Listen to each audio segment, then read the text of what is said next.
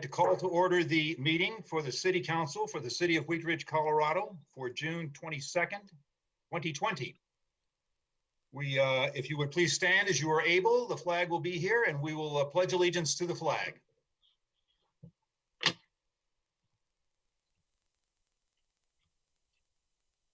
pledge allegiance to the flag of the United States of America and to the republic for which it stands, one nation under God, indivisible, with liberty and justice for all.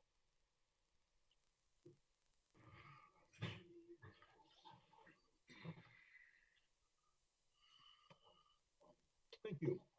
Will the clerk please call the roll of the members? Janice Hoppy. Present. Judy Hutchinson. I'm getting there. Here. Zachary Urban. Present. Rachel Hulteen. Present. Amanda Weaver. Here. Corey Stites. Present. Leah Dozeman. Here. Valerie Nussler-Beck. Here. Mr. Mayor, we have all 8 members of council present. We have a quorum. Thank you so much. We have I'm pleased that we have a proclamation for a Parks and Recreation Month on July 20th, July 2020. And I'm very pleased to have Guy Namiach, the Commission Chair for the Parks and Recreation Commission. Mr. Namiach, thank you for joining us. So a proclamation.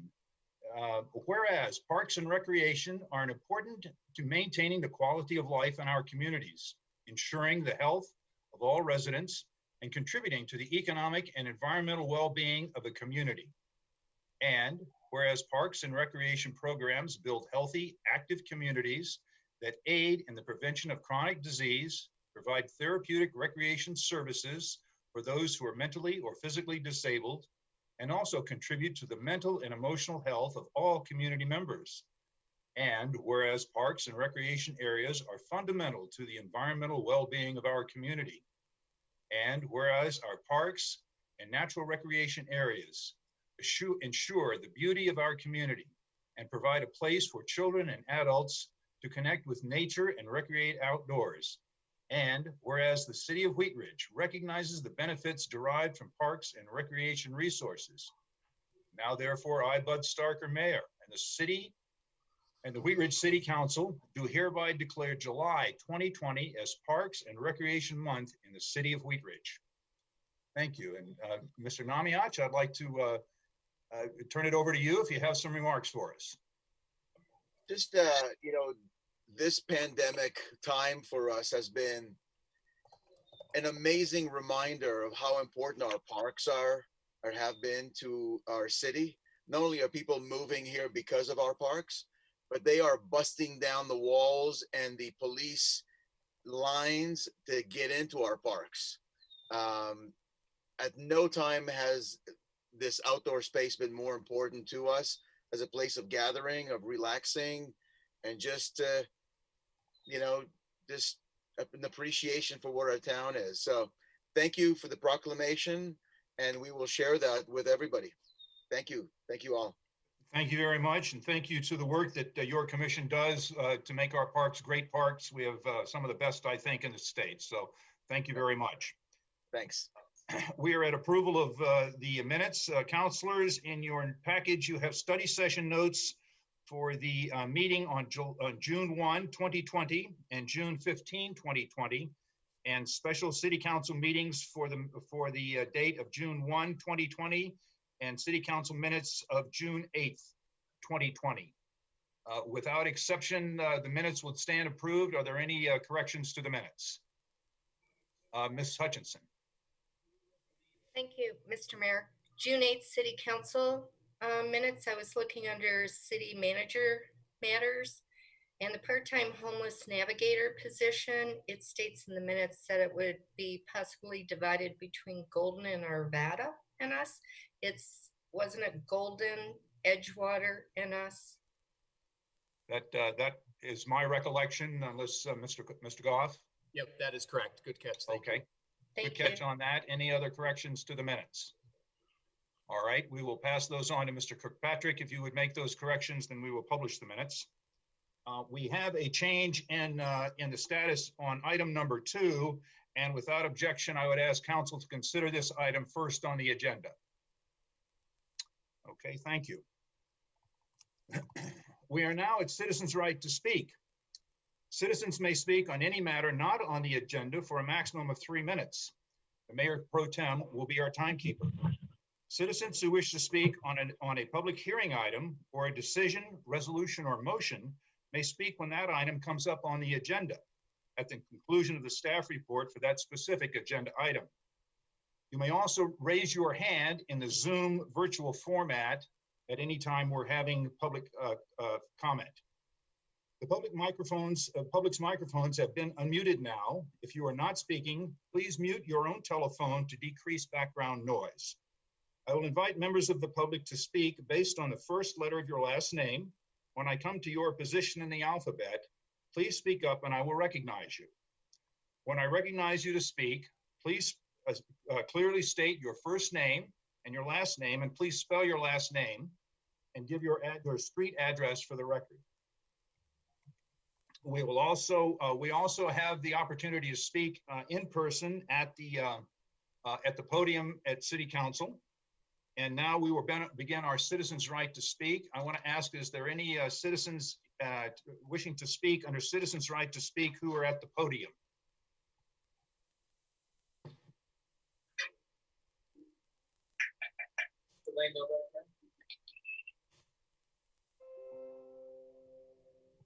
You're muted.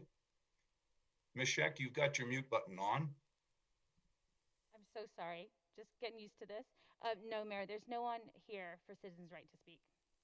Thank you very much. Then we will go through our alphabet. Is there anyone wishing to speak whose last name begins with the letters A through E? Please speak up and I will recognize you to speak. A through E. Is there anyone wishing to speak whose last name begins with the letters F through J? Speak up and I will recognize you. Hello. Yes, the speaker who just spoke, please give us your name and you may proceed. This is Ihor Figlus, F-I-G-L-U-S, and I live at 9775 West 36th Avenue. And I would just like to provide a little comment on my experience posting on Wheatridge Speaks, which is today was the first time that I posted a written comment. And one of the things I discovered is that there's I think a pretty severe limitation on the input that citizens can provide. I wanted to upload several pictures to support my statements and found that I could only upload a single picture and not others. Now I got around this by then creating several empty posts where I attached those pictures, but it brought up a situation where, like, for example, when there's a public hearing on a zoning issue, the developer or the applicant, I should say, not the developer, the applicant can provide a PowerPoint presentation. That's not one of the files that's available for upload from a citizen. The other thing, for example, is also that the community planning department essentially runs through a full presentation of the plan of the applicant. And they do that through video, but they do not, de facto, they're representing the applicant. But they don't provide the same opportunity for representation to a citizen that might want to put together a multimedia presentation. Maybe those resources are available, but they're certainly not publicized. So I would just like to bring that to the attention of council. I would ask the council to expand the opportunities and for citizens to provide input during as part of the Wheatridge Speaks, so that everybody can be on an equal footing. Thank you. Thank you so much. I have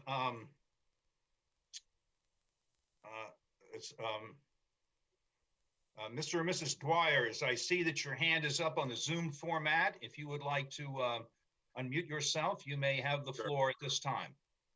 Sure, yeah, thank you. We would just like to... May I ask you to introduce yourself, please? My name is Brian Dwyer. Last name is spelled D-W-Y-E-R, and I'm here with my wife, Alana. And I don't believe that we're alone in filing this complaint, if you want to call it that. But there's been night after night fireworks being set off, and we've called the Jeffco Police Department a number of times, and they don't go on for very long, but it's just been very disruptive.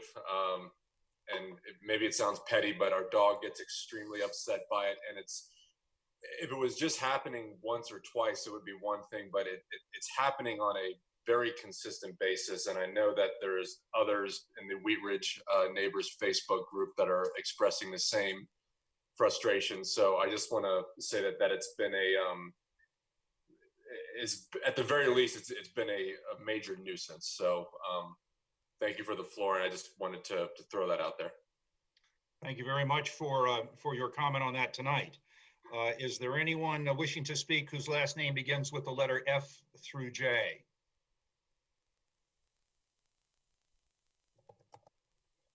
Is there anyone from the public wishing to speak whose last name begins with the letter K through O?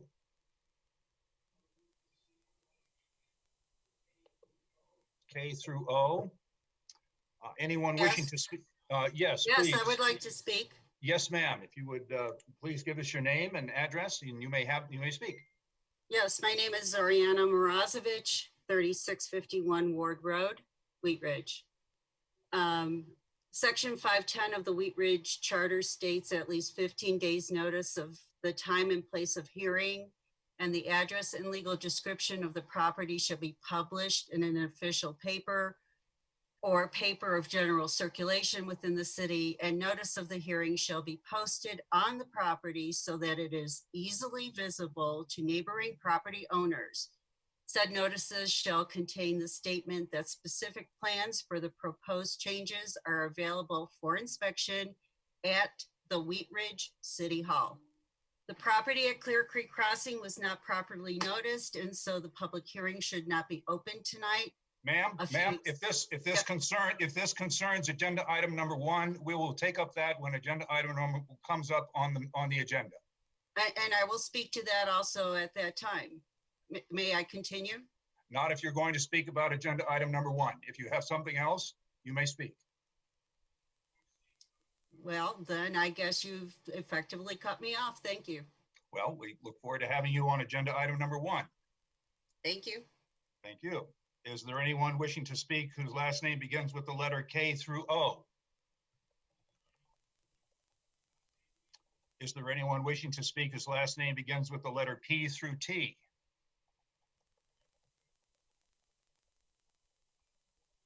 Is there anyone wishing to speak whose last name begins with the letter U through Z?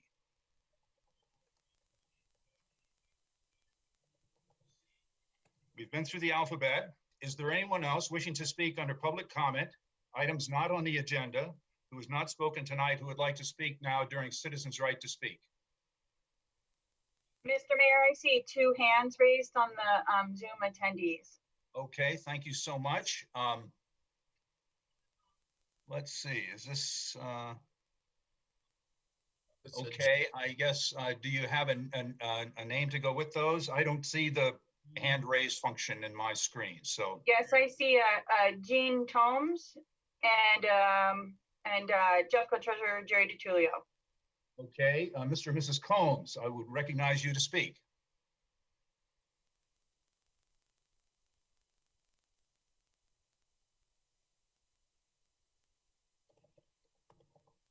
Hello, can you hear me? Yes, ma'am. Okay, I'm sorry about that. This is Jean Tomes, Tomes. Jean is the name, my first name, Jean. Thank you. And please give us your address. Okay, it's 4065 J Street, 80033. Thanks so much. Please continue. I sent a comment in earlier, and I'd just like to read that comment so that I'm on point if I may. Yes, ma'am. This is pertaining to the use of illegal fireworks, including the professional mortar-sized, cannon-sized fireworks in Wheat Ridge. They have grown The use of these fireworks has grown exponentially over the last few months. There are explosions in my immediate neighborhood occurring all hours on a daily basis for approximately 3 to 4 months. On June 15th, this is one incident I'm going to refer to. On June 15th, the police responded to several neighbors' calls of complaint for the use of mortar-sized fireworks, including myself. The police witnessed the use of illegal fireworks by young children at the address given to them in our complaint. There were also several intoxicated adults present at that address. The police did not issue any citation to any of the adults at the home. The next night, as well as several nights since, the residents at the complaint address have continued to use illegal fireworks. This is not a derogatory statement to our police. I know that they are under a lot of scrutiny right now and they have their hands full. But if our police department is not going to enforce the illegal fireworks laws or city noise ordinances, these nightly explosions will continue to go unchecked. These nightly explosions are making Wheat Ridge an unpleasant, unhealthy, and dangerous place to live. They are degrading the peace and are creating a great risk of fire danger and property damage for homeowners. I would like to know, is the city of Wheat Ridge waiting until a child is killed or injured in an explosion or a neighbor's home is set on fire, risking the lives of the people living within until some real action is taken to stop these incidents from happening? I have a proposal to increase the fine for the use of dangerous motor-sized fireworks in the city of Wheat Ridge to $5,000. I further propose that any adult found authorizing and giving a child any incendiary device, an explosive, be issued a citation for the same amount and required to attend child endangerment training with zero tolerance. These few residents are being allowed to create hazardous and mentally damaging living conditions for the majority of the residents of Wheat Ridge. Thank you so much for allowing me to comment. Thank you very much for bringing that to us tonight. Ms. Scheck, do we have additional hands raised? We do, Mayor. We have Jerry DiTullio. Mr. DiTullio, please proceed.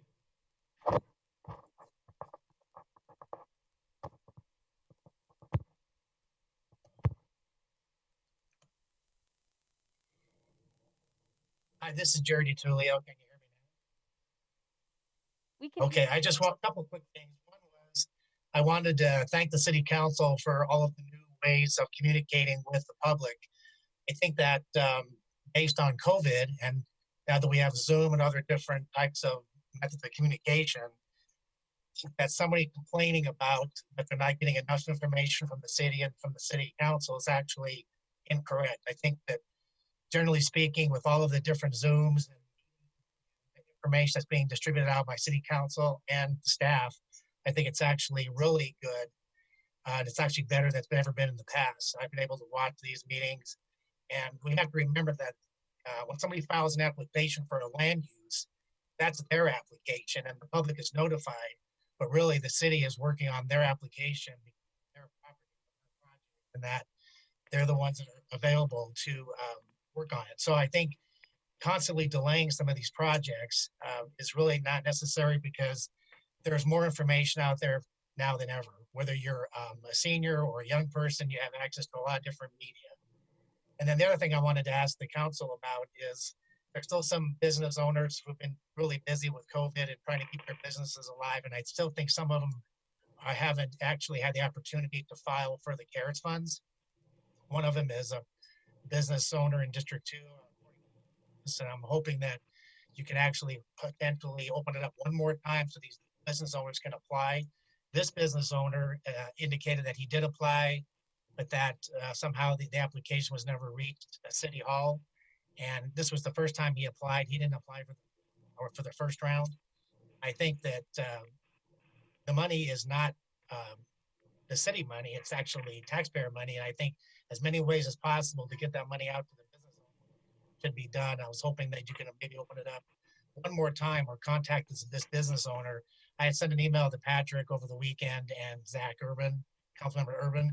So hopefully that at least this application could get in the mix and maybe get some others out there. I'm willing to help any way I can by also getting the word out. So thanks for all you're doing. I appreciate the open transparency of the city of Wheat Ridge government. And I think that you're doing a great job, and hang in there. I know it's not fun sometimes. Thank you, Mr. DiTullio. And just for the record, would you please give us your first name and last name and spell your last name and give us your address? Oh, it's Jerry DiTullio, DiTullio, 3250 Newland Street, Wheat Ridge. Thank you very much, Mr. DiTullio, for joining us tonight. Thanks. Have a good evening. Thank you. Ms. Scheck, are there any other hands raised? Hello? Yes, Hello? ma'am. Yes, my name is Odarka Figlus, and it's F as in Frank, IGLUS, and my address is 10580 West 34th Avenue in Wheat Ridge. Thank you. And I noticed that City Council acknowledged problems with going door to door and collecting signatures when you passed a resolution changing the requirements for liquor licenses. And I think that's a wise thing that you did, but I think it's also very concerning that there's been no progress and no changes made to the way that we collect signatures for a referendum, especially as you're continuing now towards holding public hearings. And, you know, as you know, and as I understand it, we are governed by state law and state rules only to the extent that we don't have rules of our own. So there's nothing that keeps the city from coming up with its own rules on any aspect of gathering signatures for the referendum. It's just because apparently if we don't have our own rules, then it defaults to the state. And so there's been a lot of time for the city to address this issue, and yet there's been, you council members have actually spoken very eloquently about how the whole ordinance process is a continuum. It just doesn't start and end with the public hearing and the vote of the council. It has to continue on with the right of the citizens to then petition. And so I still think that you should not, this is my opinion, is that really, to be fair, you should not be holding public hearings until you've made some of those changes and at least had an open public discussion of those changes and come up with some accommodations. And I understand that the state or the city or somebody's saying that it's considered to be an essential public service or public, an essential function to be able to go out, and that we can't be prevented from going door to door to get people's signatures. What we're talking about here is that, yeah, one thing, you can't prevent us, but we're talking about issues of safety. I mean, if you look, City Council is still not meeting at City Hall because of issues of safety. And you really haven't addressed the safety issues. You haven't given us guidelines that would be maybe approved by Dr. Johnson, and you haven't made any changes into the way that we collect the signatures. And I just find that very concerning that the city has had time to develop new regulations for a very small subset, and versus, you know, if we have to go out to referendum, we have to get at least 2,000 signatures. That means many people signing the same piece of paper. It means a lot of contact with a lot of people, because 2,000 signatures doesn't mean that you only speak with 2,000 people. In this last referendum. Mrs. Figlus, Okay. your time has expired. Thank you so much for, All right. for Thank your you. comments tonight. Okay. Okay, Ms. Scheck, are there any hands raised in the Zoom feature? Mayor, I don't see anyone. I don't see anyone with hands raised. There is another caller. I'm not sure if they'd like to speak. Okay, I will, is there anyone else from the public who has not spoken tonight who would like to speak during Citizens' Right to Speak? Now is your opportunity. If you would speak up, I will recognize you.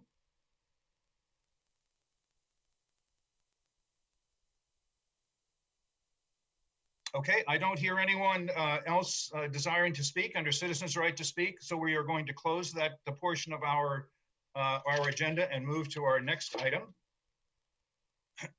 And we are going to consider item number 2 as the first item on our agenda. Ms. Weaver, would you please introduce this item? Thank you, Mr. Mayor. This is Council Bill number 11-2020, An ordinance approving the rezoning of a property located at 9800 West 38th Avenue from residential 1, R1 to planned residential development, or PRD, with an outline development plan, or an ODP. This is case number WZ 1907/Hardy. Would you read, please, the issue in this case? I will. Sorry about that. I lost it on my screen for a moment. The issue is the applicant is requesting approval of a zone change from residential 1 to planned residential development with an outline development plan for the property located at 1900 West 38th Avenue, the southeast corner of West 38th Avenue and Johnson Street. The purpose of this request is to prepare the property for the development of 4 single-family homes and 3 duplexes for a total of 10 dwelling units. The prior action is that the Planning Commission heard the request at the public hearing on February 6, 2020 and recommended approval. The staff report and meeting minutes from the planning are enclosed. Thank you. This is a public hearing. This is an ordinance on second reading. It is quasi judicial. I'm going to open the public hearing. And Mr. Goff, do we have a staff report on this item? We will. On this item this evening, we'll turn it over to City Attorney Jerry Dahl. We did receive a legal protest on this today, so he will speak to that process. Mr. Dahl, please. Thank you. That's correct. Council can hear me, right? Yes, sir. Yep. Good, thank you. Yes, that's correct. We received a legal protest on this rezoning. The community development staff has reviewed that protest as they're required to do. And pursuant to the ordinance that you adopted last September, when a legal protest is received prior to the commencement of the hearing is then automatically continued to the next regular meeting of the City Council. That's July the 13th at 7:00 p.m. It would be a virtual hearing. And so the next action is really just the mayor declaring that hearing is continued to that date, time, and format. Thank you very much. We do have a legal protest on this item. Number 2, I'm going to stipulate that we have continued that hearing until a public hearing is held at 7 p.m. on July 13th, 2020 as a virtual meeting.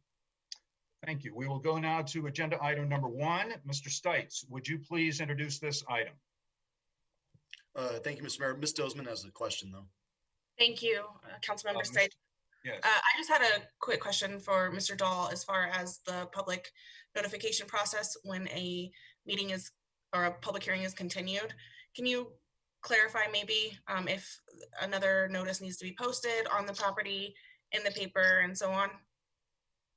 Yes, the code section that you adopted last September requires that once a meeting is continued, then there is additional notice, and the staff will proceed to provide for that notice, posted, etc.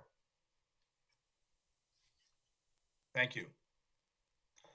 Okay, we will proceed with item number 1. Mr. Stites, would you please introduce this item? Thank you, Mr. Mayor. I should probably have this memorized by now, but Council Bill number 10-2020, an ordinance approving an amendment to the existing planned mixed-use development, PMUD, zoning to increase the allowable height for hospital uses at Clear Creek Crossing, case number WZ-19-10.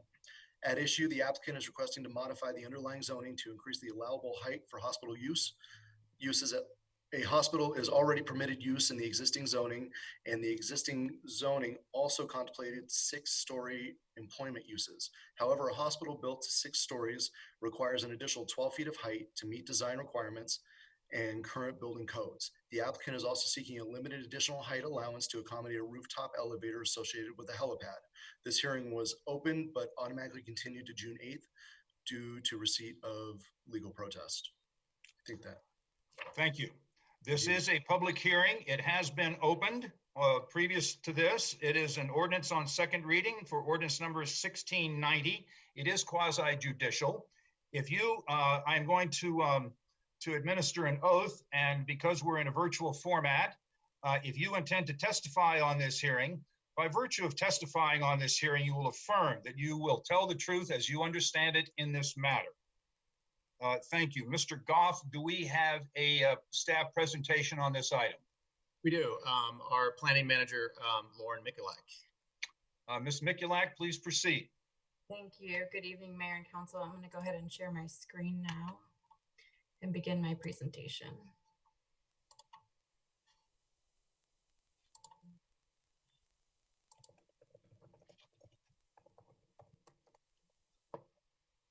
My name is Lauren Mikulak, and I'm a planner with the City of Wheat Ridge Community Development Department. I'm presenting this case number WZ 1910. I would like to enter into the public record the contents of the case file, the zoning ordinance, the comprehensive plan, this digital presentation, and all comments received to date and through Wheat Ridge Speaks. This property is within the City of Wheat Ridge. All notification and posting requirements have been met, and City Council does have jurisdiction to hear this case. We'll start with an aerial. This image is from 2018, and the subject site is outlined here in red. It's located west of I-70, south of Highway 58 and Clear Creek, and north of 32nd Avenue. The property is known as Clear Creek Crossing and is about 110 acres in size. If you've looked at the site from the interstate lately, you have seen activity. In 2019, Denver Water completed work on a new water line that traverses the site. The master developer has been working on infrastructure, including construction of 40th Avenue, Clear Creek Drive, and the new I-70 hook ramps, and vertical construction has begun. This image is an excerpt from the zoning map. That bright blue color represents the PMUD zoning designation, or Planned Mixed Use Development. The surrounding zoning, shown in gray, represents Planned Commercial Development, PCD, custom zoning for those respective commercial properties. The hatched area beyond the city's boundary to the west is unincorporated Jefferson County. This includes a residential neighborhood to the southwest. And on the east side of I-70 and the site are commercial and industrial developments, including the Applewood Village Shopping Center to the southeast, and this yellow area, which is a residential neighborhood beyond. Land developments are customized property-specific zoning documents and involve a two-step process. In this case, the first step was approval of the PMUD, Planned Mixed-Use Development zoning, in 2018. That approval included two regulatory documents, the Outline Development Plan and the Design Pattern Book. These two documents establish the allowed uses and development standards for the property and establish access configurations. The second step is approval of a specific development plan for each building, lot, or phase. These focus on specific details, including architecture, site design, and landscaping. For Clear Creek Crossing, 2 SDPs have now been approved and several are under staff review. The approved zoning organizes the site into 8 planning areas. Each planning area allows a different mix of uses and has different development standards. In general, the zoning calls for a mix of land uses at a variety of scales, including multifamily residential, retail, restaurant, entertainment, and employment uses. The focus of this application is strictly on Planning Area 1, shown here in orange. There is no change proposed to the other planning areas. PA1 is owned by SEL Health, the same entity that operates the Lutheran Medical Campus in the middle of Wheat Ridge on 38th Avenue, just west of Wadsworth. SEL Health purchased the PA1 property in 2018. A hospital use is specifically listed in the Outline Development Plan and is a permitted use under the current zoning. As the applicant has started working on conceptual plans, they have refined their vision and needs for the site and determined that additional height allowance is necessary. In Planning Area 1, maximum height depends on the use, and 4 categories are established. This table is taken from the current zoning. In PA1, single-purpose commercial uses are limited to 62 feet in height. Residential uses are limited to 65 feet, and primary employment and vertical mixed use are limited to 90 feet. A 90-foot height maximum generally corresponds to a 6-story building. However, the building codes and functional needs of a hospital require additional height to achieve a 6-story structure. For example, the ceiling height in an operating room is generally taller than the ceiling height in an office building, and this is the reason for the zoning amendment. This request to allow additional height would be accomplished in the most limiting way possible by adding 2 specific categories to this PA1 height chart. First would allow the hospital building to be a maximum of 102 feet, which would accommodate a 6-story structure. The second category would accommodate an elevator and vestibule accessory to a rooftop helipad. This is limited in size to 2,500 square feet, a small portion of the overall rooftop. Again, these are permitted uses under the current zoning, and there's no change to the use chart or to any other development standard in the project. This image is an excerpt from the design pattern book. The end result of this request is that those 2 categories would be added to this table, shown here in red. In a plan development, for any change to a development standard, in this case, the maximum height, the request is processed the same as the original approval. That means we review the request against the zone change criteria, and a full analysis has been provided in the staff report. In short, staff finds that the request does comply with those criteria. The change in height is not expected to have an adverse effect. The applicant's submittal included with the staff report demonstrates that a rooftop helipad reduces impacts and improves safety as compared with a ground-based facility. The additional height cannot be achieved through any other process, such as a variance, and there are adequate facilities to serve a building of this height. The comprehensive plan and the zoning documents are not detailed enough to discuss the specific development standards for hospital use. The image on this slide is an excerpt from the comprehensive plan, which designates the property in that pink color as having a mix of uses and serving as a rental destination. Staff finds that it is appropriate to recognize the unique needs of a hospital use through this amendment. This request required a neighborhood meeting to be held prior to the application being submitted, and that took place last fall in October. There were 3 members of the public in attendance. The height proposal was also sent on referral to service providers, and there were no concerns. Written comments received as of June 12th are provided as an attachment to the staff report. Those included letters from 2 property owners within Clear Creek Crossing and adjacent to PA1 who were supportive of the request. Comments from community members have been mixed, some supportive and some opposed. Written comments were accepted through noon today on Wheat Ridge Speaks, and an additional comment was submitted and provided to council via email.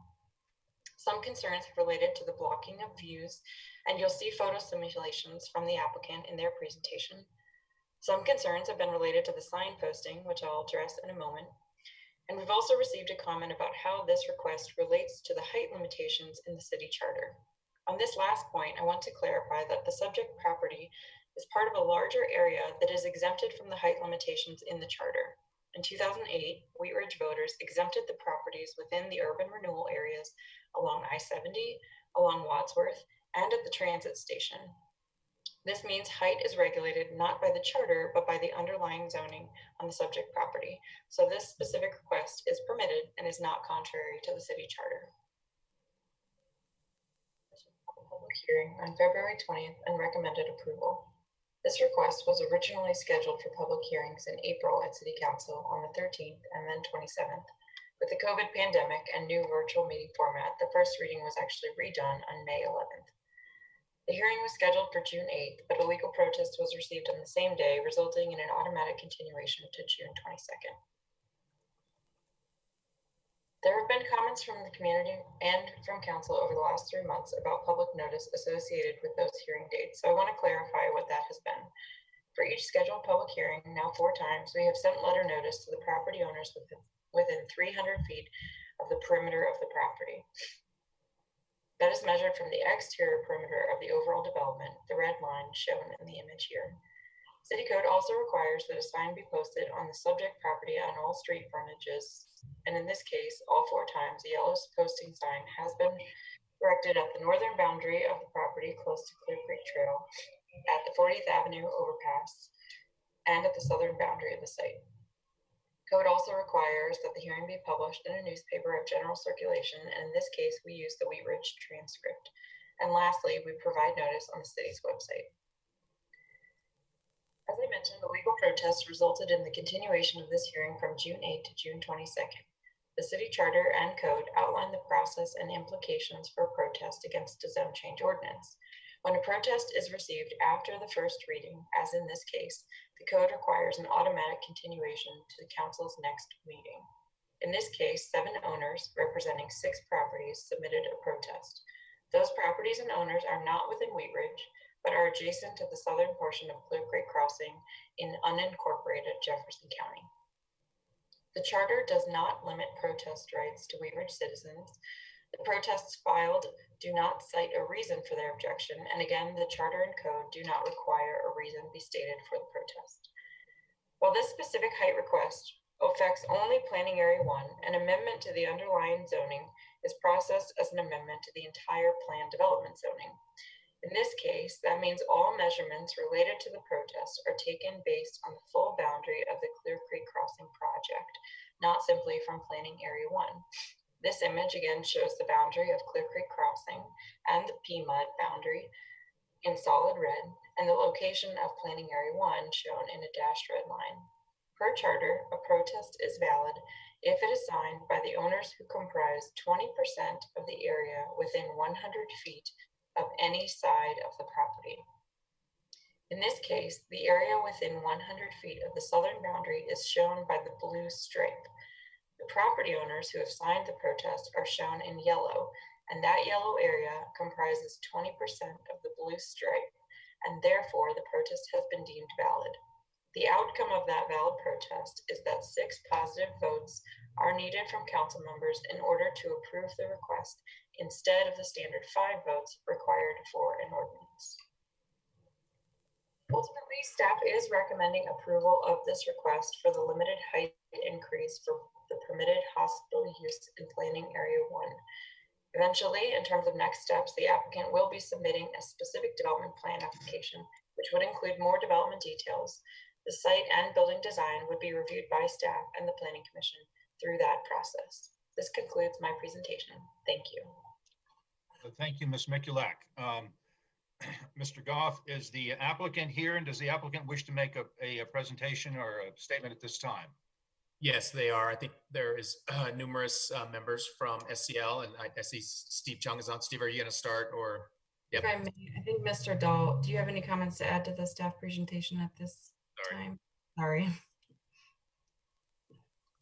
You're on mute, Jerry. Jerry. There we go. Good. How's that? Good. I want to touch on two things that subject Ms. Mikulak mentioned briefly. That is, first, on the various noticing and posting requirements. There have been a series of questions about the various requirements, and I've carefully reviewed each of these with the staff and against the relevant requirements, primarily in the code, and will tell you that those requirements were met, and the council has jurisdiction to hear the case and is obliged to hear the case now that it's been fully noticed. With respect to voting requirements, Ms. Mikulak also mentioned that there was a valid protest that had been received, and she detailed how that was measured.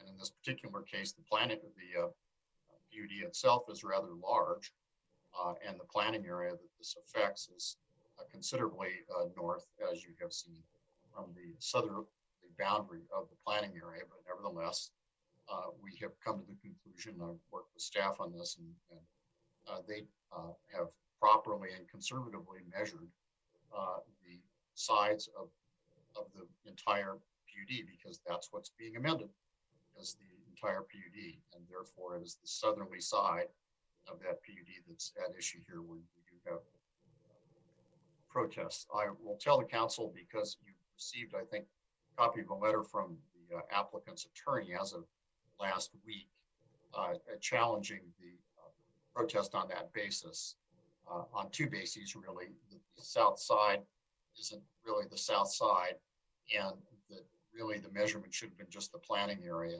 not the entire PUD. And I agree with Ms. Mikulak, and don't agree with the applicant's attorney, that our rules require that it is in fact the entire PUD. And the staff made, frankly, a legitimate and reasonable determination in an oddly shaped parcel. This is not a rectangle. It's an oddly shaped parcel, but it doesn't mean you still have to figure out, you don't have to figure out where the south side is. You are obliged to do that. And interestingly, as council might recall, in some of the example diagrams that were presented to council last fall when the protest procedures ordinance was adopted, there was actually one example, I think it was letter F, as in Frank, that had an irregular boundary, and part of the boundary in that particular case faced a different direction, as is true here. But when you look at the overall boundary, you come to the conclusion that there is a reasonable southerly boundary, and the staff's determination was reasonable. For that reason, the objections raised, I believe, are not valid. And for that reason, the voting requirement for council tonight, were you to approve the application, will require 6 votes. That's all I've got. Thank you very much. Mr. Goff, nothing further from the staff side? No, now we can turn it over to the applicant. Very good. Mr. Chung, nice to have you. We will let the applicant have their presentation now.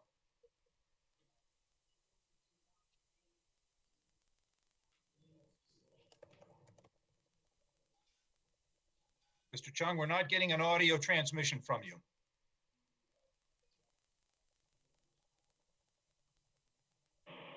Oh, there we go. Polycon's unmuted. Thank you. There you go. Good. Thank you. So good evening, Mayor, City Council members, and residents of the City of Wheat Ridge. My name is Stephen Chung. I'm the Senior Vice President for Supply Chain and Real Estate for SCL Health. I want to express our appreciation of having this virtual meeting in these extraordinary times. I think it was alluded to earlier. We're here at the Lutheran Hospital, and we've got our team here. So let me just give you a brief roundtable of who's in here. We've tried to assemble a team as we get into specific clinical or operational questions that they can be able to address that. So I've got Dr. Stephen Brown, who's the Chief Medical Officer, here with us. I've got Michael Larson, who manages our emergency services. I've got Bruce Fong, who's our Senior Director for Planning and Construction. We have Lynn Moore and Charlie Meyer from our architecture firm. Also joining us remotely are Dr. Christopher Zaman, who's the director of our trauma program, as well as Dr. David Rutherford, who's an ER physician. I also have my co-presenter here. Many of you know Grant Wickland. We're going to be co-presenting today. And I also have on the line remotely Casey Batterson. He's a lead helicopter pilot and training captain for AirLife of Denver. Grant and I would like to cover 5 areas. First, provide some background on SCL Health and the Lutheran Medical Center, show the site location of the project, discuss the proposed amendment, provide project information on the proposed new campus and medical facility, and discuss the process we have undertaken. I'd now like to turn this over to Grant to really cover who SCL Health is and Lutheran. So Grant's going to slide on over here, and you're going to get a new face in front of the screen.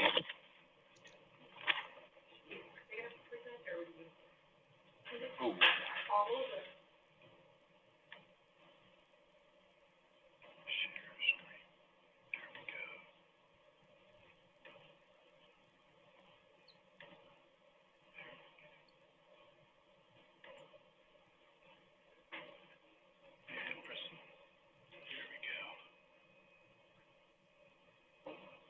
You can drive from there. Do I drive with that button? Yeah, I think so. Okay, good evening. I hope everyone can hear me. I'd like to tell you a little bit about SCL Health for those of you who don't know it. I'm Grant Wickland. I'm the president and CEO of Lutheran Medical Center. I'm going, oh, it's doing it on its own. I'm going to talk a little bit about SCL Health, who's the parent company of Lutheran Medical Center. And it's an organization with 8 hospitals that's based in Wheat Ridge, in Broomfield, Colorado. And there we go. This thing is driving itself. And I am not, even though I'm a young man, I'm not that technically savvy. So you can see this is the overview of the mission, vision, and values of SCL Health. And I know all of you can read better than I can. And so I'm not going to go through them line by line, and I'll skip that. But you can see that SCL Health is an organization with hospitals in Montana and Colorado, is committed to community benefit. We're a not-for-profit organization, and we spend a lot of money on that. This is the location for our hospitals, both in Montana and in Colorado. And in Colorado, they range from the western slope to the Denver area. and this is really hurrying me along, so that's good. Lutheran, Good Samaritan, Platte Valley, and St. Joseph are our hospitals in this area. As far as Lutheran goes, I know all of you know a lot about Lutheran. We've been here in one form or another since 1905, and as an acute care hospital since 1961. These are some stats on Lutheran Medical Center. Again, there's 2,000 people that work here, 900 physicians, and 600 volunteers. We're the largest employer in Wheat Ridge, and we're a busy organization with a behavioral health hospital, an acute care hospital, hospice, and other parts of the organization. And our role in the community here is also one of providing benefit to the community above and beyond just providing acute care services, which you can see here. We're nationally recognized. It's something that we're really proud of for Wheat Ridge. We've been named one of America's 50 best hospitals by Healthgrades, which is headquartered in Colorado. Go back. And we've been so recognized 3 consecutive years in a row. We're the only hospital in 5-state region to get that recognition from, I just will not give up, from Healthgrades, which is a recognized national organization. We also have received an A for patient safety 12 consecutive times in a row. Again, one of the very few hospitals in the entire West to receive that. So we're really proud of the quality of care that's delivered here at Lutheran Medical Center, and we're proud of the hospital. And I just can't stop this presentation from going forward. It's on a speed thing.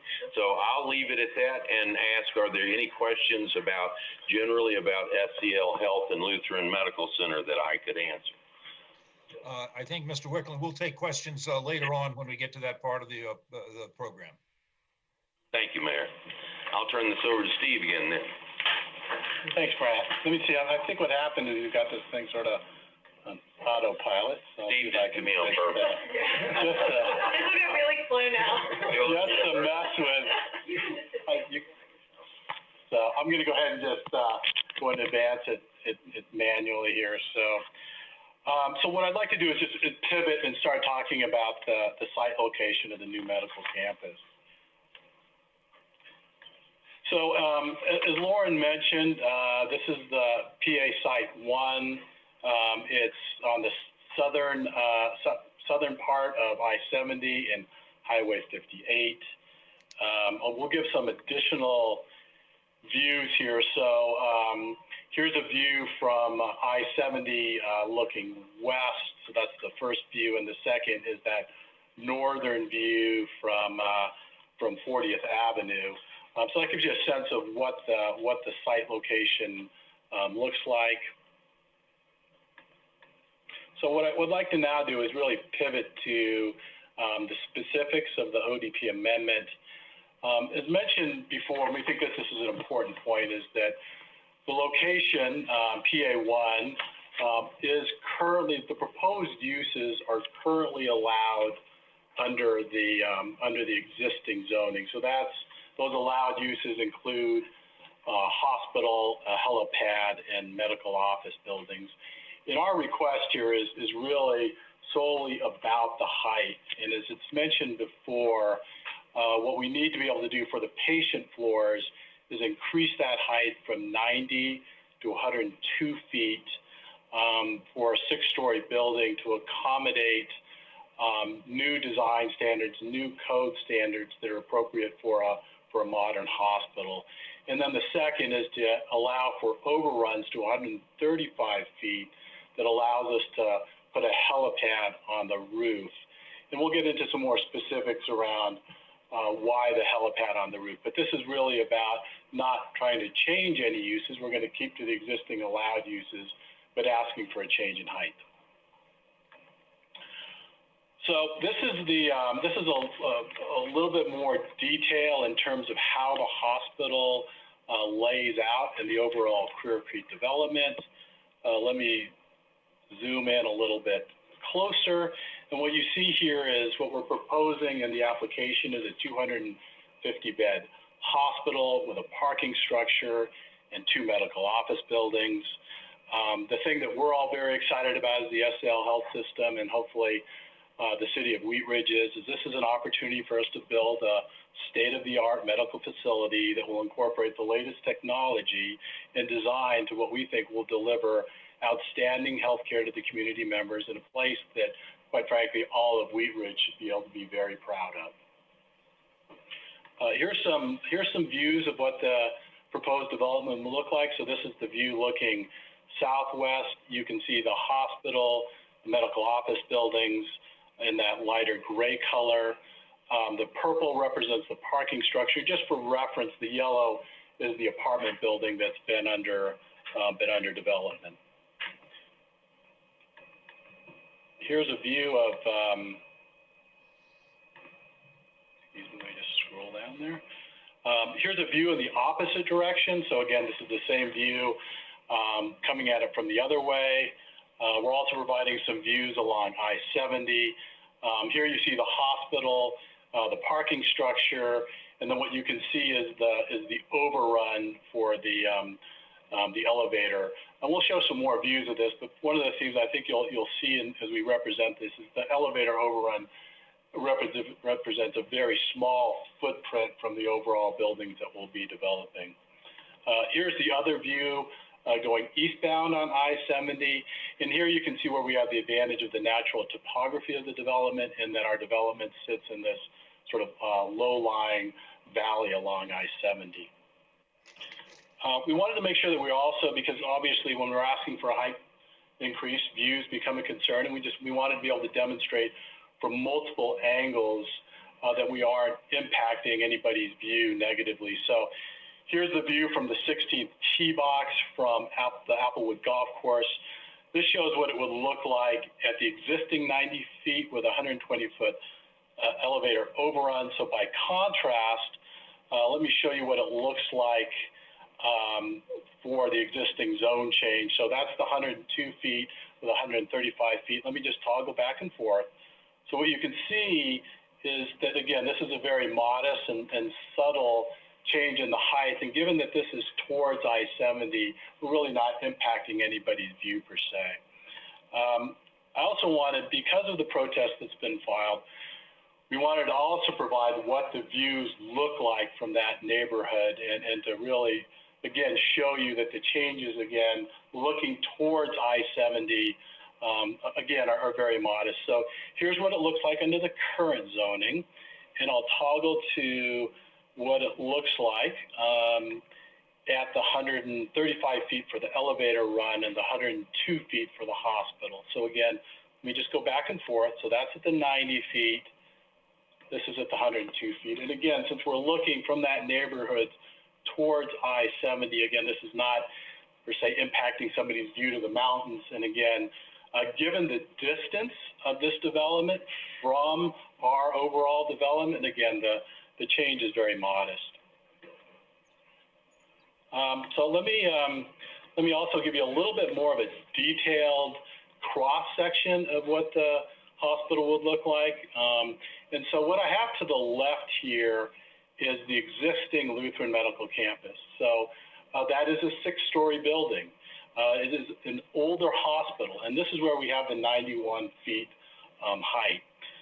And what you see to the right of this is what we're proposing. You can see how it changes to the 102 feet to really accommodate the larger floor to ceiling requirements for the patient floors. And we mentioned before, codes have changed as it relates to things like how we handle air and exchange air in our hospitals for a lot of obvious reasons, as well as medical equipment has gotten much more complicated in our ability to service medical equipment. We need to be in the floors and up in the ceilings, and so that's really why we need that increased patient floor height. Let me pivot to the helicopter, because I think that's the other thing is we have heard back around the concerns. So we wanted to make sure that we were providing a lot of detail around the helicopter and the helipad design. So I think, first of all, it's important to understand that the helicopter transport services provide services to our most critical patients. Our ability to get our patients to us, or our ability to get patients out to somewhere else where the care is more appropriate. And there are cases where that is just something that we have to do from a clinical perspective. What I'd also do here is this is where we're giving you more detail. So this is the 135 feet overrun that we're talking about. It's the red. So you can again see that it's a very small footprint of the overall development. And we're talking about 5 flights a month based on what we currently see at Lutheran and the trauma designation. So this is not a heliport. This is not a refueling operations. These helicopters come in, they spend some brief time on the pad and take off. This is not a place where we operate helicopters out of. So I think the next question then becomes why on the roof? And I think there are 3 important things to understand here. The first is it's what's best for the patient. So when we land a helicopter on a rooftop helipad, that allows us the fastest and quickest way of transporting our patients from the elevator on the roof vertically to our procedural areas and our emergency room. I would contrast that by a ground-based helicopter where we have to literally drive an ambulance up to the helipad. That person has to be put in the ambulance, transferred to the ER, then taken out of the ambulance, and that's where we lose some valuable time. The second is it is a quieter solution. So because we're already elevated, the helicopter spends less time trying to navigate to the campus and less time at lower elevations. And third, and related to that, is a safety issue. So a rooftop helicopter is a very controlled environment. Nobody can just get up to the rooftop. So whereas if it's on the ground, your ability to control that access is much more limited. Your ability to control what may be around there and create debris is also much more limited. So it's just a safer place for the overall environment. Let me switch to the next slide. This shows what the helicopter flight path would most likely be. So you can see that north side approach and departure. You can see how it also takes off to the north along Highway I-70 or into the wind along 58. And so working with our helicopter pilots, we would tell them what our preferred paths are, and being able to operate along the highway interstates reduces the impact to the local communities. There also have been lots of questions around the noise level that's created by the helicopter. So although as part of our detailed applications, we will do a noise study. These are some estimates based on previous work and estimating what the noise levels will be. So talking to our helicopter folks, the helicopters will typically operate at about a 500-foot altitude. And then when you measure that distance from that altitude down to the ground level, that noise at the ground level is equivalent to about 90.3 decibels. So that's a straight vertical drop. And that's going to be the equivalent noise that's already existing around the I-70 corridor. So in other words, the noise to that surrounding community will not be all that different from a perception basis from what's already being created by I-70. Now let's look what happens on the rooftop. So although the helicopter, as I mentioned before, will not be spending much time on the rooftop, when you then start measuring out on a radius basis to that community, with the nearest community around 1,500 feet by this diagram, with the vast majority of the residents even farther than that, the noise will be about equivalent to your next door neighbor and their gas-powered lawnmower. And again, I would emphasize that the amount of time, we want to get that helicopter in and out as fast as possible. So the amount of time that it actually spends on the roof is going to be fairly minimal at that 100 feet. So, sorry guys. And then I wanted to provide you a very specific example, and this is a reference to our St. Joseph's Hospital and how the 135 feet works. So this hospital we built as our replacement hospital in downtown Denver. This hospital is 133 feet, so just under the 2 feet. It shows how we placed the helicopter on the roof. And we've allowed the extra 2 feet, so to speak, just in case the elevator technology is changed. But this is a good example of what a modern hospital design would look like and how we've applied that to a hospital that we built in the last 6 years. So at the risk of being repetitive here, I want to come back and make sure that we understand the reasons why the height variance. So again, we want to build a new modern hospital with the best technology in it. And to do that in 6 floors, we need that additional height. And with respect to the helipad on the roof, it is the safest, it is the most effective, and it is the most quiet option of anything else we can consider.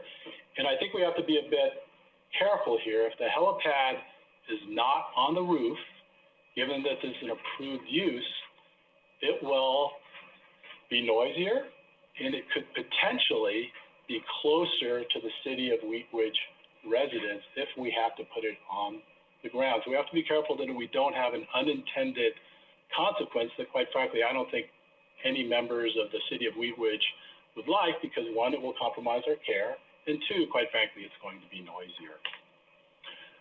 So I would now like to shift to just talk about, and I think Lauren and others have mentioned this, but we have gone through a process. It's been under the guidance of city staff. We had a pre-application meeting on September 5th, a neighborhood meeting on October 23rd. And the ODP memo was submitted in December of 2019. We received Planning Commission hearing approval on February 20th, and that brings us here today seeking approval for this variance. In closing, just wanted to share with you what our commitment for Lutheran and SEL Health is to this community. We're going to continue to be a good neighbor. We're going to continue to contribute to the vitality of this business community as the city's largest employer. We're going to provide high quality, low cost health care to the patients and families we have the privilege to serve. I'd like to thank you for the time and look forward to continuing to facilitate open and engaging dialogue as our plans develop. So again, thank you for everybody's time. Well, thank you very much for that presentation. Mr. Goff, do you have any further staff input on this at this time? I believe that's it for staff at this time. Okay, thank you so much. I would like to go to a public comment, and we will start with in-person comment, and then we will start with a raise your hand feature, and then we will take phone comment. Ms. Scheck, do we have anyone in council chambers wishing to speak on this item? No, Mayor, we don't. Okay, thank you very much. Is there anyone in the raise hand feature who would like to speak on this, Ms. Scheck? Yes, the first person with their hand up was Terry Urbanowski. Okay, Ms. Urbanowski, please continue. I would just like to say that before you get started, would you please give us your first name and last name, and would you give us an address, please? Terry Urbanowski. I'm at 8015 Melrose Drive. Thank you very much. Now you may continue. I'm relatively close to the existing Lutheran hospital. I have never had a problem with noise from the existing helicopters going in and out. I think that having a high quality, state-of-the-art hospital is a great asset for Wheat Ridge, and I hope that we provide the variance that the hospital needs to do their development. Thank you so much. Ms. Scheck, do we have additional people with their hands raised? Yes, next, Mayor, we have Lindsay Burney. Okay, Ms. Burney. Good evening, Lindsay Burney, Burney. I'm at 3880 Garrison Street. And similar to the previous speaker, I live really close to the current hospital and haven't had any issues with noise, but I wanted to read something. In the past few months have taught us anything, it's that hospitals truly are an essential organization where doctors, nurses, food service workers, housekeepers, and more show up day in and day out to take care of the sickest of the sick. And to provide a little perspective, much of the current hospital, Lutheran Medical Center on 38th Avenue, was built in the 60s. During that era, the hospital was state of the art, but as we know, building codes change, technology is developed and refined, and best practices, they continue to evolve. So fast forward today, 60 years later, Lutheran Medical Center is no longer state of the art, and it is becoming challenging for the hospital to operate in a building that old. So you might be asking, many people that are paying attention, listening at home, and the council members, why a height variance? It seems really unnecessary. Well, can't the hospital operate within the current allotment? 5 years ago, before I was hired at Lutheran, I would have said the exact same thing. However, if you're not in the healthcare field, you really have no idea. So much has changed in the past 60 years, such as technology, equipment, the level of care a patient receives that has changed healthcare and the needs that healthcare provides. To have a new state-of-the-art medical facility in our community without sacrificing the level of care expected from Lutheran Medical Center, the variance request is truly very minimal. I am very proud to work for a hospital and a hospital system such as SEL Health that continues to win awards for top patient care, top patient safety, and high patient and employee satisfaction. I am proud that this hospital is here in Wheat Ridge, a place where I call home. Thank you. Thank you very much. Ms. Scheck, do we have additional people with their hands raised on the Zoom format? We have several, Mayor, and the next on the list is Ed. Ed, please introduce yourself and give us your address, and you may continue. Hi, Edward Polito, address 3251 Oak Street. I have worked also at Lutheran for many years. I'm the former trauma director and have just grown prouder of the hospital as it has improved and grown over the years. As you know, this is one of the, I think, the most important institutions in Wheat Ridge. And in our country of 5,000 hospitals, we are a top 50 hospital, and we deserve truly a class hospital here. And in its new position, I think a helicopter pad at that height would provide growth and opportunity for the hospital and be very important in providing excellent health care to our citizens. Thank you. Thank you. Ms. Scheck, do we have additional people with their hands raised in the Zoom feature? We do, Mayor, and the next is Tyler Carlson. Mr. Mayor and Council, thank you so much for the opportunity. Tyler Carlson, Managing Partner at Evergreen Developments. And as the property owner most impacted by this change, since Evergreen is the owner of all the immediately surrounding properties adjacent to the SEL campus, I want to offer my full-hearted support for the SEL application. I was part of the initial team that put together the current zoning, and had we known then what we know now, all these requests would have already been incorporated into the current zoning, but a lot has changed, as one of the previous speakers mentioned, over the last 2 years in healthcare.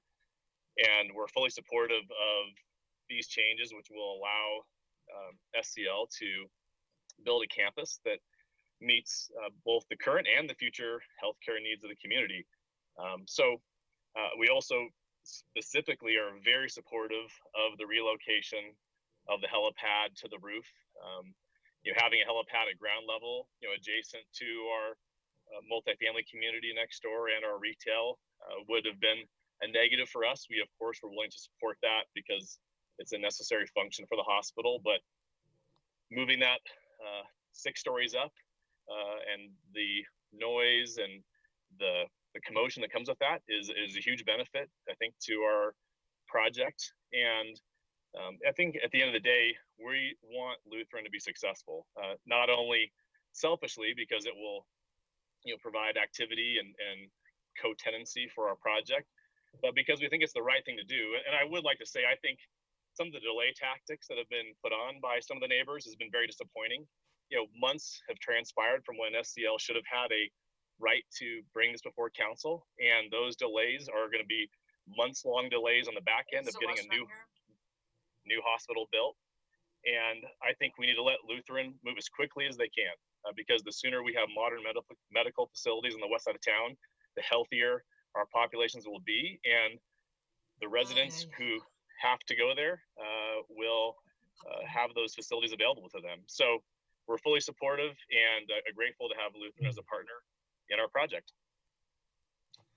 Thank you very much. I'd like to ask, if you're not speaking, if you are able to mute your device, that would be appreciated, so that we don't get any background feedback. So thank you very much. Ms. Scheck, are there additional hands raised? Yes, Mayor. Zariana Morozovich. Ms. Morozovich, please introduce yourself and your address, and you may continue. Zoriana Morozovich, 3651 Ward Road.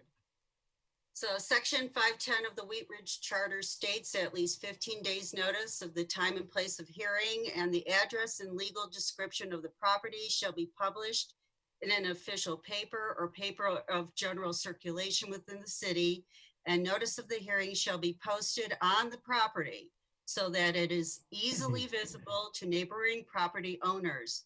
Said notices shall contain the statement that specific plans for the proposed changes are available for inspection at the Wheat Ridge City Hall. The property at Clear Creek Crossing was not properly noticed, and so the public hearing should not be open tonight. A few examples include the signs did not contain the required wording. The signs were not posted properly and were not easily visible to neighboring property owners. One side was posted on the side of a road closure fence at the far end of the I-70 underpass and did not even face the street. It was visible only to someone who drove all the way up to the barricade and then knew where to look for it. The other sign was posted on private property on a fence across from the side of the Denny's building.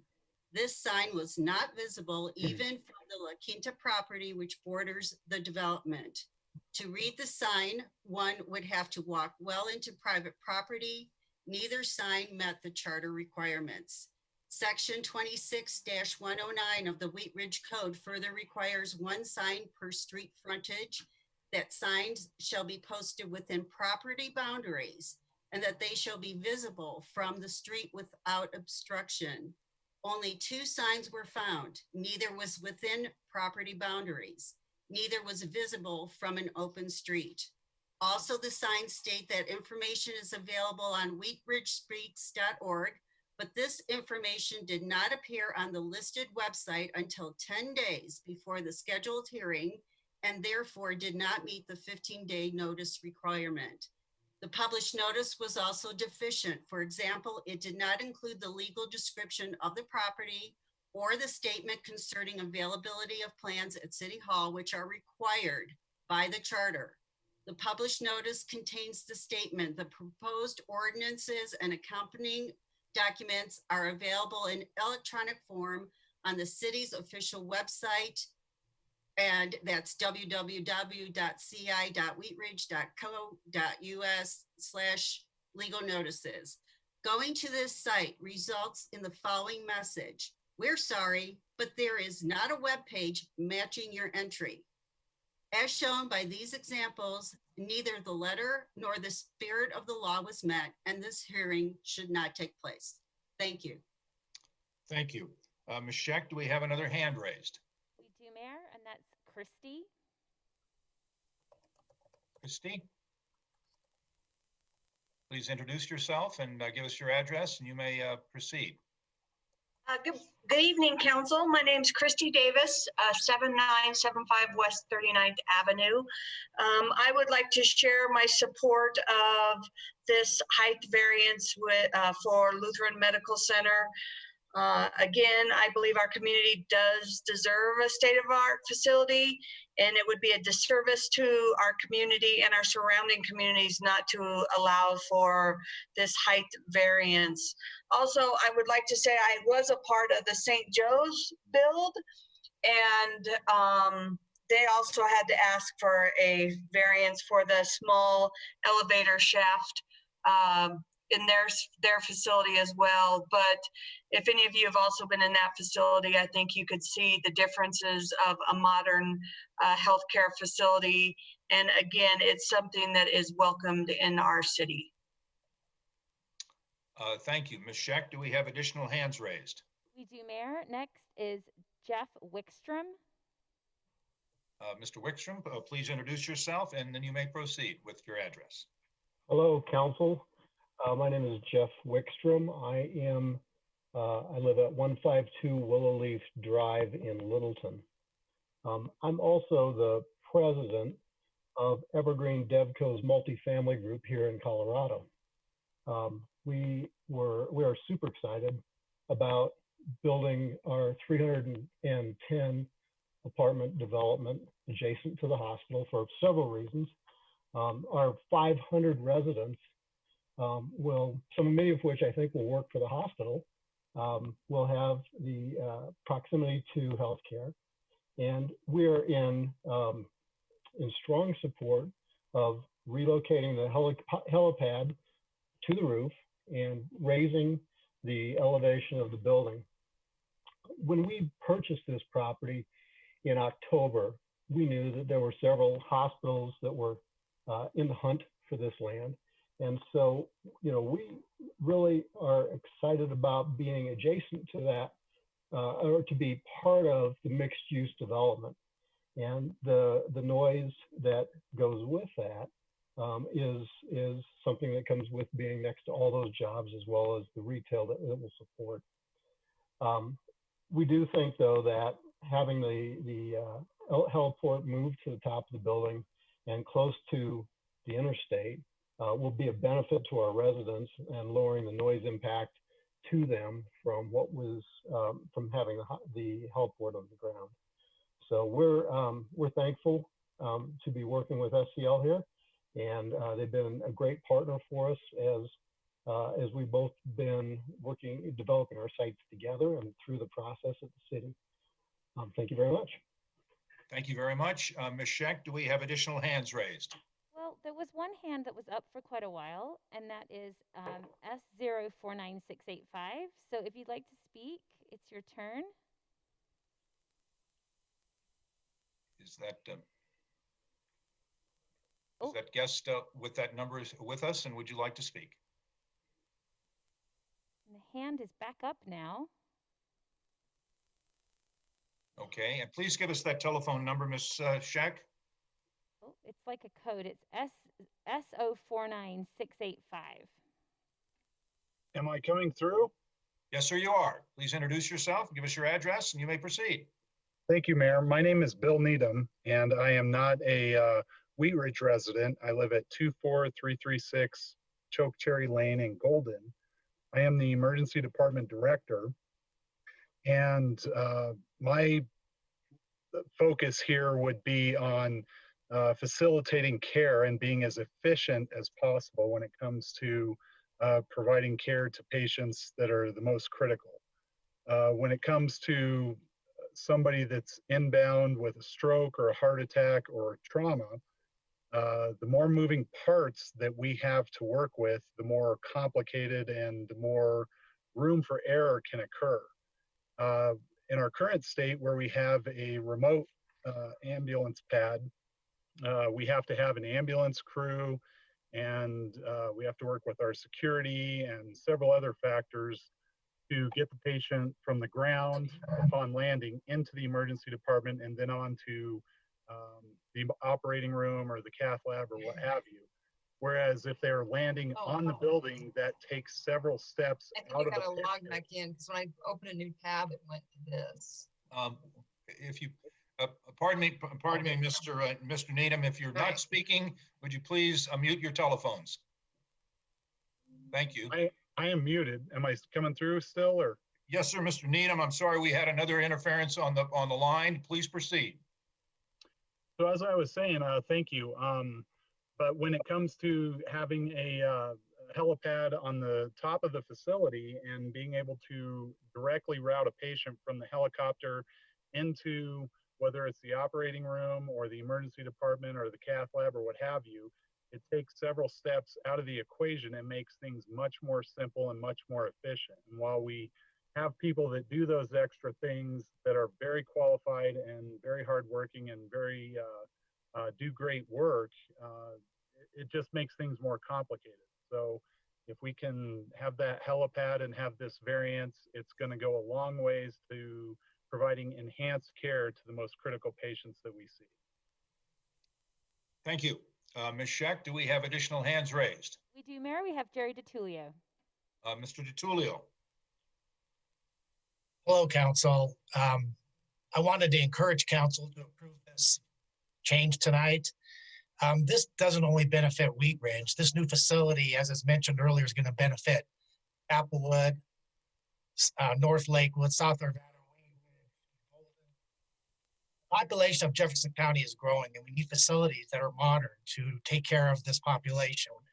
I know that some people don't like the growth in our Jefferson County, but it's happening, and we have to manage it and work with it. This facility will be state of the art.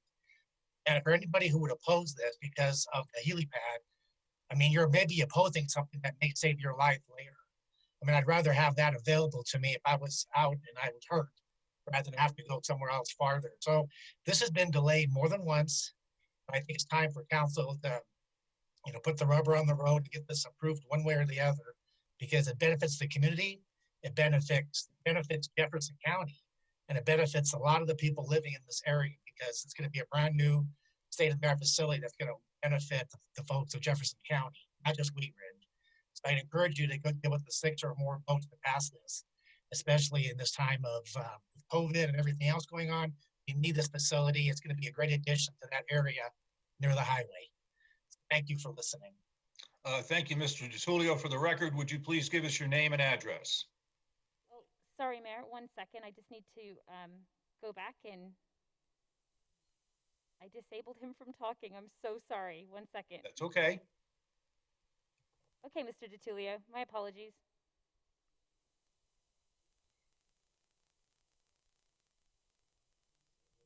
I don't see his name on the screen. Perhaps we've Jerry, he's there done. I am. Jerry DiTullio, DIT, Ohio. Thanks for listening. Thank you, Mr. DiTullio.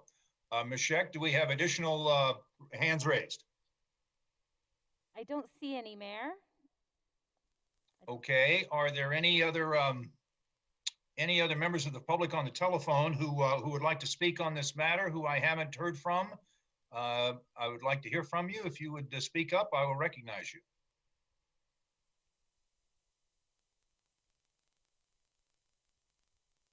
Okay, I don't hear any other members of the public. Thank you all for participating. We're going to close our public comment portion on this public hearing. I'm going to go to Mr. Dahl, please. Thank you very much. Mayor, I wanted to make a very quick record on the ability of Councilmember Dozeman to participate. And occasionally when Lutheran matters come up, I'm needing to make that record. And I know I've done that with a few short questions with her in the past. And just for the purpose of the record tonight, I'd like to be able to do that if you'll indulge me in a Q&A with Councilmember Dozeman. Please proceed, Mr. Dahl and Ms. Dozeman. Thank you. Ms. Dozeman, is it correct that you are employed by SCL? Is that right? Yes. And what is your position? I work in the medical staff office at Lutheran. I see. Are you in management? No. Do you have input, or have you had, or would you ever have input on questions such as the application for the variance that's in front of the council tonight? No. Will you remain employed at SCL whether or not the application tonight is approved? Yes. Can you render a decision tonight simply based on the evidence that's adduced here in this hearing? Yes, sir. Thank you. Mr. Mayor, based upon those questions in that record, as well as the requirement of the charter that council members without a conflict are required to participate and required to vote, I conclude that the result of the Q&A and the charter provisions requires Ms. Dozman to participate. Thank you. Thank you, Mr. Dahl. Okay, I'm going to open this up to questions from council now. If you have questions, if you'd please raise your hand, I will call on you. Does council have any questions of the applicant or the staff? Mr. Urban. Thank you, Mr. Mayor. It's maybe a question for the city attorney. As a volunteer board member for the Lutheran Medical Center Foundation, which is a separate, distinct entity from SCL Health, just wanted to verify. I had a constituent ask me in that regard to verify that there is no conflict of interest, and I just wanted to confirm that with the city attorney. Okay, Mr. Dahl, can you respond, please? Thank you very much. Yes, that's correct. And in fact, I can just ask you some of the same questions. I think we've had a Q&A before on this. Obviously, you're not employed by SCL, is that correct? Correct. I am not employed by SCL. And are you able to, do you have any input based upon your position, the foundation, in any form of land use application that SCL might make, including the one for the council tonight? No. Based upon that, can you render a decision simply based on the evidence that's put forth in this hearing tonight? Yes. Mr. Mayor, I reached the same conclusion as I did for Ms. Dozman. Councilmember Urban may participate, and in fact is required to, with not having a conflict. Thank you very much. Are there additional questions from council, of staff, or the applicant? Ms. Hutchinson. Thank you, Mr. Mayor. I am just wondering now, what trauma level is Lutheran Hospital?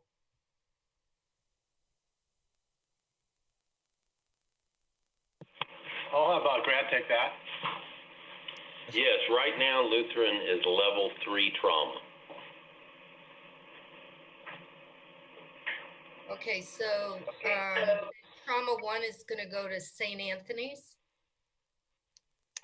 There's virtually no difference between service for level 1 trauma and level 2 trauma, actually. Level 1 trauma generally and mostly indicates that there are academics and research around the program, which we're not planning on doing. Level 2 trauma, we will eventually move to level 2 trauma, we believe, but we're not interested in being level 1 trauma. However, again, it would be the rare exception that would require attendance to level 1 trauma versus level 2. Okay, so by that means that there obviously would be less helicopter trips. Well, I can't exactly predict how many helicopter trips, but we don't expect there to be a lot of helicopter traffic.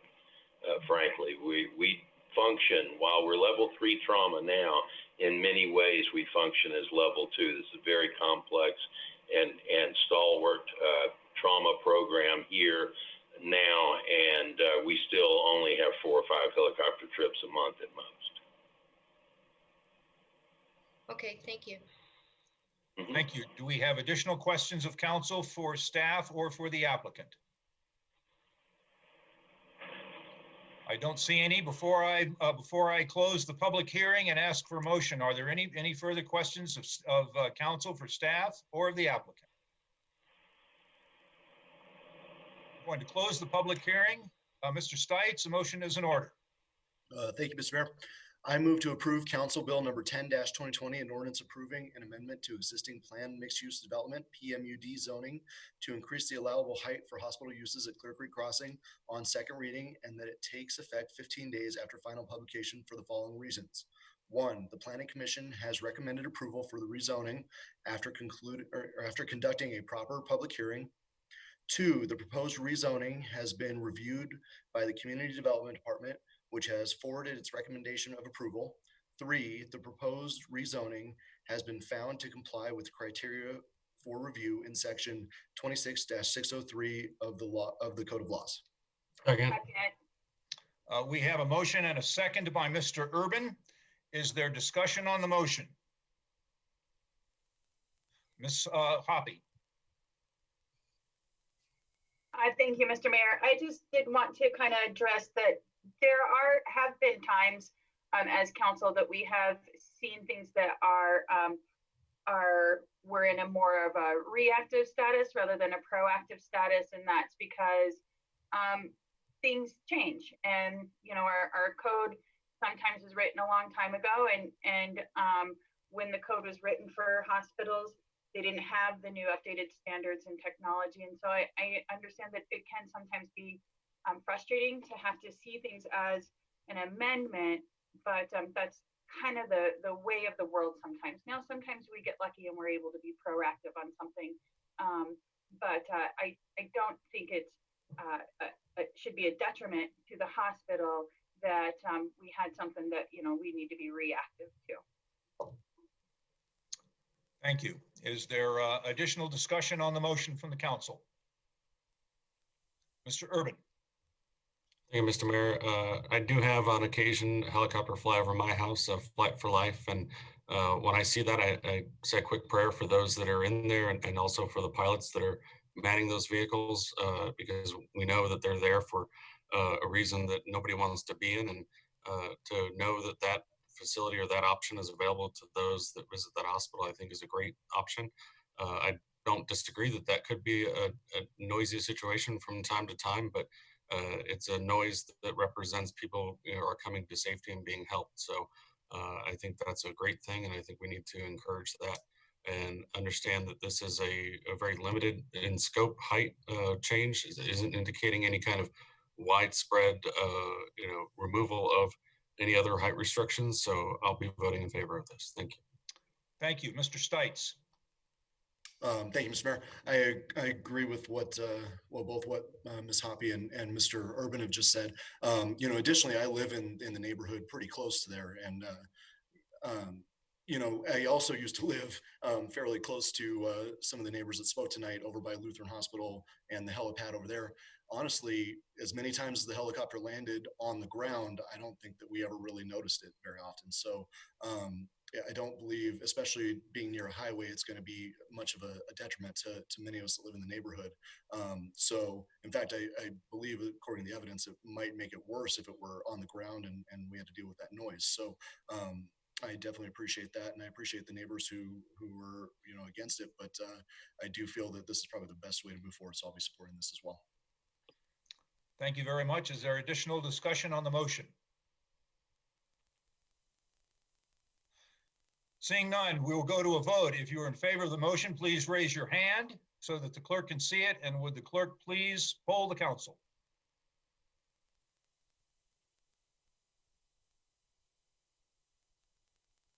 Mr. Mayor, the motion has passed 8-0. Thank you very much. Thanks to all the people who presented in tonight's public hearing. We appreciate your joining us tonight. We will now move to agenda item number 3. Ms. Nosler-Beck, would you please introduce this item?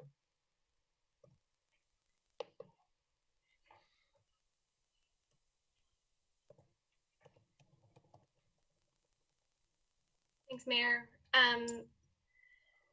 Council Bill number 12-2020, an ordinance approving the rezoning of property located at 11,700 West 46th Avenue from Agricultural 1 to Residential 2, case number WZ-20-04 11700 West 46th Avenue.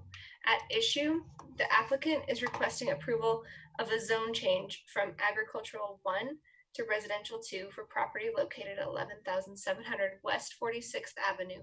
The zone change will result in a zoning that matches surrounding zoning designations. It will also address the site's existing non-conforming conditions such that the existing duplex will go from a legal non-conforming use to a legal and conforming use that complies with the zoning.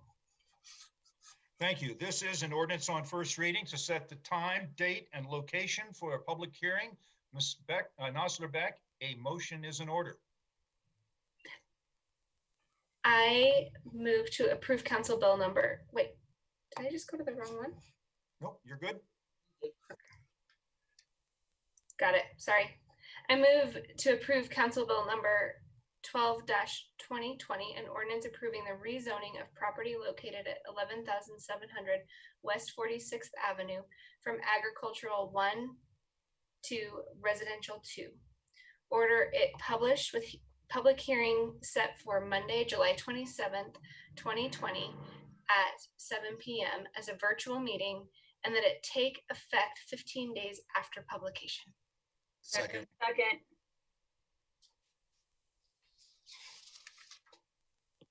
Second by Mr. Stites. Would the clerk please poll the council? If you're in favor of the resolution or the motion, please raise your hand.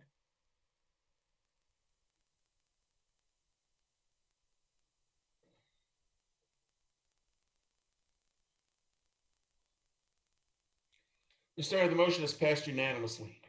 Thank you very much. We will move to agenda item number 4. Ms. Hoppy, would you please introduce agenda item number 4? Thank you, Mr. Mayor. This is a motion to approve an appointment to fill a District 1 vacancy on the Planning Commission. Due to the recent resignation of Richard Peterson from the Planning Commission, a vacancy in City Council District 1 currently exists. The term of this position expires on March 2nd, 2021. I would like to also add that Councilwoman Hutchinson and I have had discussion and we have agreed on who to appoint. May I have a motion on agenda item number 4? Thank you, Mr. Mayor. I move to appoint Ari Kirchheimer to the Planning Commission for District 1 to fill a vacancy term ending March 2nd, 2021. Second. Is there discussion on the motion?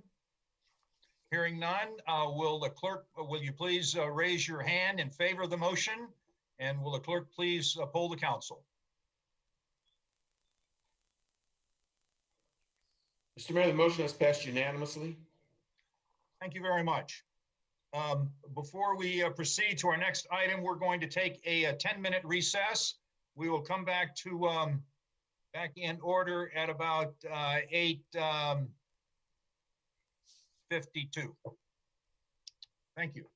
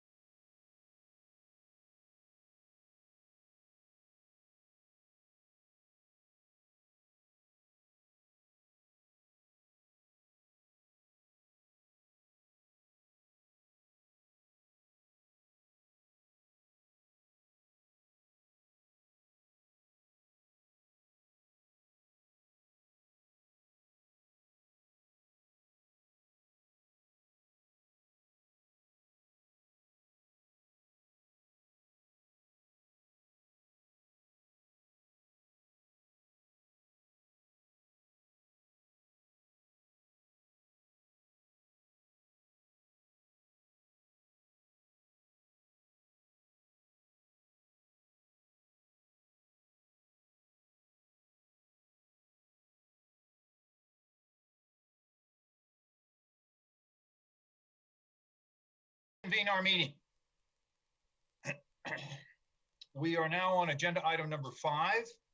Ms. Hulteen, would you please introduce agenda item number 5? Thank you, Mr. Mayor. I'd like to introduce resolution number 35, 2020, a resolution condemning racism at issue. As a result of recent tragic events that have occurred across the country and the sadness expressed by the City of Wheat Ridge's mayor, city council, city manager, police department, and employees citywide, the City of Wheat Ridge wishes to approve a resolution condemning racism and hate. The city is committed to safeguarding our community while ensuring that the constitutional rights of every person who lives, works, and visits in our great city are protected. The City of Wheat Ridge, Colorado stands steadfast with all citizens of Wheat Ridge against racism and reaffirms its commitment to fighting for racial justice and human and civil rights for all. The resolution condemning racism that was originally drafted and published on Thursday was drafted by council members Hulteen, Nosler Beck, and Dozman in collaboration with a diversity of community members, including participants in the local Wheat Ridge for Equity gatherings, advocates for local Spanish-speaking families, and other Black leaders in Wheat Ridge. It was also informed by stories and statements from the June 16th community listening session and the June 9th community forum with the Wheat Ridge Police Citizen Advisory Group. Since that was published on Thursday, we have been continued to work with the Wheat Ridge for Equity group to make sure that the resolution that we are putting forward tonight and standing behind is one that is reflective of our community. I would like to present to you the slightly revised version and read that into record so that we all have the same resolution that we're working forward with. So with your permission, I'd like to go ahead and read that in. Please proceed. Thank you. Title, a resolution condemning racism and hate. Whereas the City of Wheat Ridge, its mayor, city council, city manager, chief of police, the entire Wheat Ridge Police Department, and employees citywide are deeply saddened by the unnecessary deaths of Black Americans, including the senseless death of George Floyd on May 25th, 2020 in Minneapolis, Minnesota. And whereas the City of Wheat Ridge affirms that the lives of Black people matter, and the nationwide movement both articulates and brings awareness to the injustices that exist at the intersections of race, class, and gender, including mass incarceration, police brutality, poverty, unaffordable housing, income disparity, homophobia and transphobia, gender inequality, poor access to healthcare, and poor access to equitably resourced education and educational opportunities. And whereas recent events are a compelling reminder that for the past 401 years, including 155 years since the abolition of slavery in the United States, violent acts and prejudice are perpetrated daily against Black people in our country and in our own community. And whereas racism and hate have no place in our city, there is much work to be done to stop pervasive, longstanding, and devastating racial injustices in our community. And whereas we strive to be a community where all mothers, fathers, and caregivers can raise their children to feel safe, and where all people can feel safe, regardless of the color of the skin, the language they speak, the country of origin, their religion, their gender identity, their sexual preference, and ability. And whereas we are committed to safeguarding our community against the root causes of and the damages stemming from racism and hate, and to protecting the constitutional and human rights of every person who lives, works, and visits our city. And whereas the Wheat Ridge Police Department is a nationally accredited agency and has embraced the 6 pillars of policing from President Obama's task force on 21st century policing, including procedural justice, policy and oversight, technology and social media, community policing and crime reduction, officer training and education, and officer safety and wellness. And whereas the City of Wheat Ridge pledges to work alongside community leaders and residents to provide effective public safety while continuing to earn the trust of the community they serve. And whereas this resolution is an important step towards condemning racism and hate in all its forms, and that for true systematic change, it's incumbent on city leaders and community members to listen with open hearts and minds and to take informed, meaningful actions. And now, therefore, be it resolved that the mayor and city council of the city of Wheat Ridge, Colorado, stand steadfast with all citizens of Wheat Ridge against racism and reaffirm its commitment to fighting for racial justice and human and civil rights for all. Thank you. And I just want to add, well, I wrote that in my voice. What we just heard was the voice of a couple of dozen different Wheat Ridge community members and elected officials. So it was truly a collaborative effort, and I'm really grateful for everyone who worked on that. I think Councilwoman Nosler Beck has a couple of things to add to that. Thank you. Councilor Beck. Thanks, Councilor Hulteen and Mayor. I just wanted to add that this has been both councilor-led and community-led resolution. And one thing that we heard from community members was that it's important to use this resolution as a starting point, lay the groundwork so that we can all get on the same page as to what kind of work we want to do as a community and as a city. And it leaves a lot of space for the community to still participate in this, but also it allows for us to move forward with city staff and letting them know that we're all on team and supporting them as they work on this important work.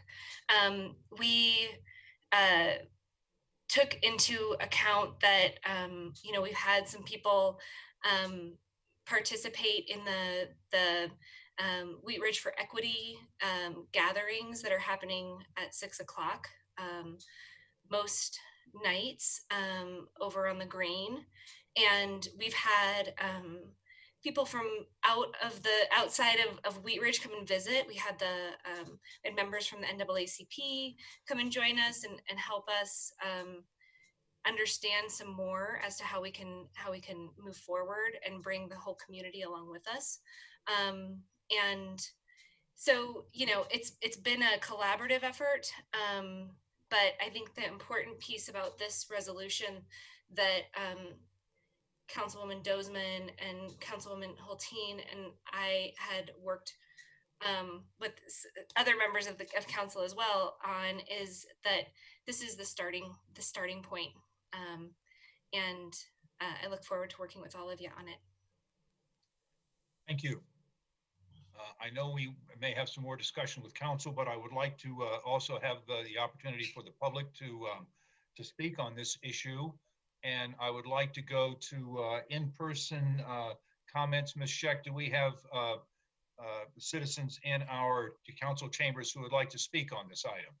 Yes, Mayor, we do. We have Morgan Richards. Ms. Richards, thank you. Thank Please give us introduce yourself, your first name and last name, and give us your address. I am Morgan Richards, and my last name is spelled Richards, and I live at 3255 Ames Street. Again, I'm Morgan Richards, and I live in District 1, and I'm the founder of Wheat Ridge for Equity.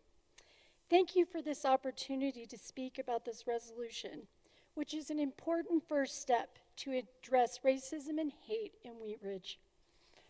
My mentor, one of my mentors, Dr. Nita Mosby Tyler, said today, equity work is not only collective work, it is also connected work. If we attempt this work in silos, we don't institutionalize much at all. In effect, we will not make change. We need every city department, staff member, and elected official, not just the police department, to help identify and address race and hate in our city, both institutional and personal. Myself and like-minded residents are here to learn and work alongside of all of you. We will ensure community involvement and hold you, our city leaders, accountable to this resolution's promise with clear and measurable action steps. I have 3 asks of you based on connecting with at least 34 community members, even as quickly as like 30 minutes before I got here.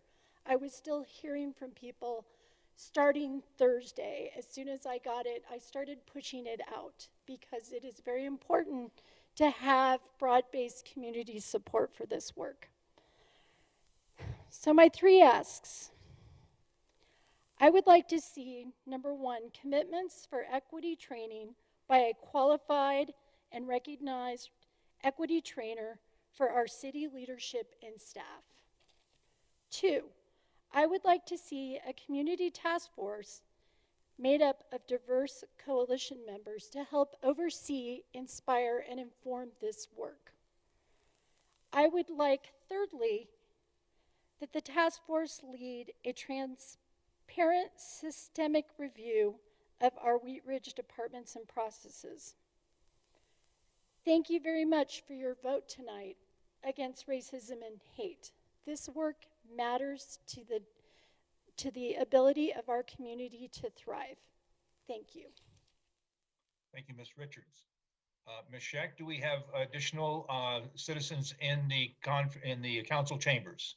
No, Mayor, we don't. Okay, thank you. Do we have are there people with the raise hand function? I don't see any raised hand. Oh, I do. I see Mike. I'm not gonna do well with his last name. It's Mike K. Okay, Mike K. I'd like to recognize you to speak. If you would unmute your speaking device and give us your first name and last name and your address, I would love to hear from you. Hello, everybody, and good evening. My name is Mike Senyak. My last name is spelled K-S-E-N-Y-A-K. I live at 4495 Yarrow Street in District 2 of Wheat Ridge. I've been a resident of Wheat Ridge for about 5 years now. I've lived in 2 locations. This is my first home. I live in this house with my husband, who is another gay man and a person of color. We love Wheat Ridge, and we have felt home here and welcomed here a majority of the time. And as much as we love this community, we realize that we are just a small representation of different marginalized populations that make up our great community base. And I urge you to strongly consider and vote for and approve this resolution. It's empirical to our city moving forward to be a welcoming and safe community for all of its residents, including myself and my husband and our family, our friends, our neighbors, and other people we've met in the time that we've lived here. I would like to second the 3 requests that Morgan Richards has stated. To me, this resolution is the first step and a very important first step. And I think the action and the work that the city leaders and the community can work on together collaboratively as we continue to develop and move our community into future so it's welcoming and inclusive and equitable for all, will be a great testament to the strength of this community, the strength of this council, and future that we can have before us. So thank you for your time. Thank you for your comments tonight. Ms. Scheck, do we have additional hands raised? Yes, we do. We have Juan Perez Saez. I'm sorry, Hello? I didn't. Yes, please Hi, introduce yourself and give us an address, and please continue. Hi, this is the other better half, Juan Perez Saez, 4495 Yarrow Street. Last name P-E-R-E-Z, Saez, S-A-E-Z. I think it's very important, and I want to third Morgan's request. I think they're extremely important for our community and for what we want to build as a society. That this work goes way beyond just the police. I think every person also who works, who lived, who navigates, who experience our city should be able to experience the fullest and the beauty of what we love in our home.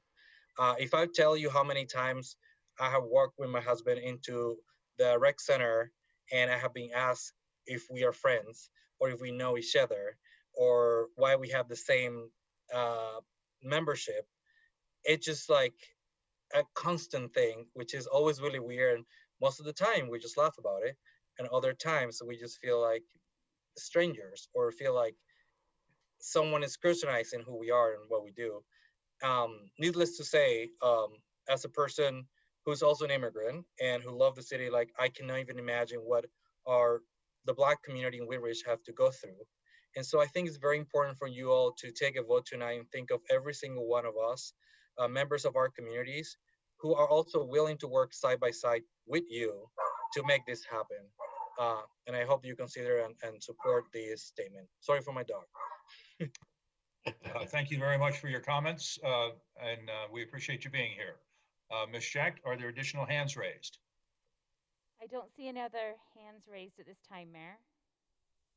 Okay, I will ask if there's anyone on the telephone or anyone else in the public who would like to speak on this item. I'd be happy to have you speak now. Please speak up and I will recognize you. Any other members of the public who would like to speak?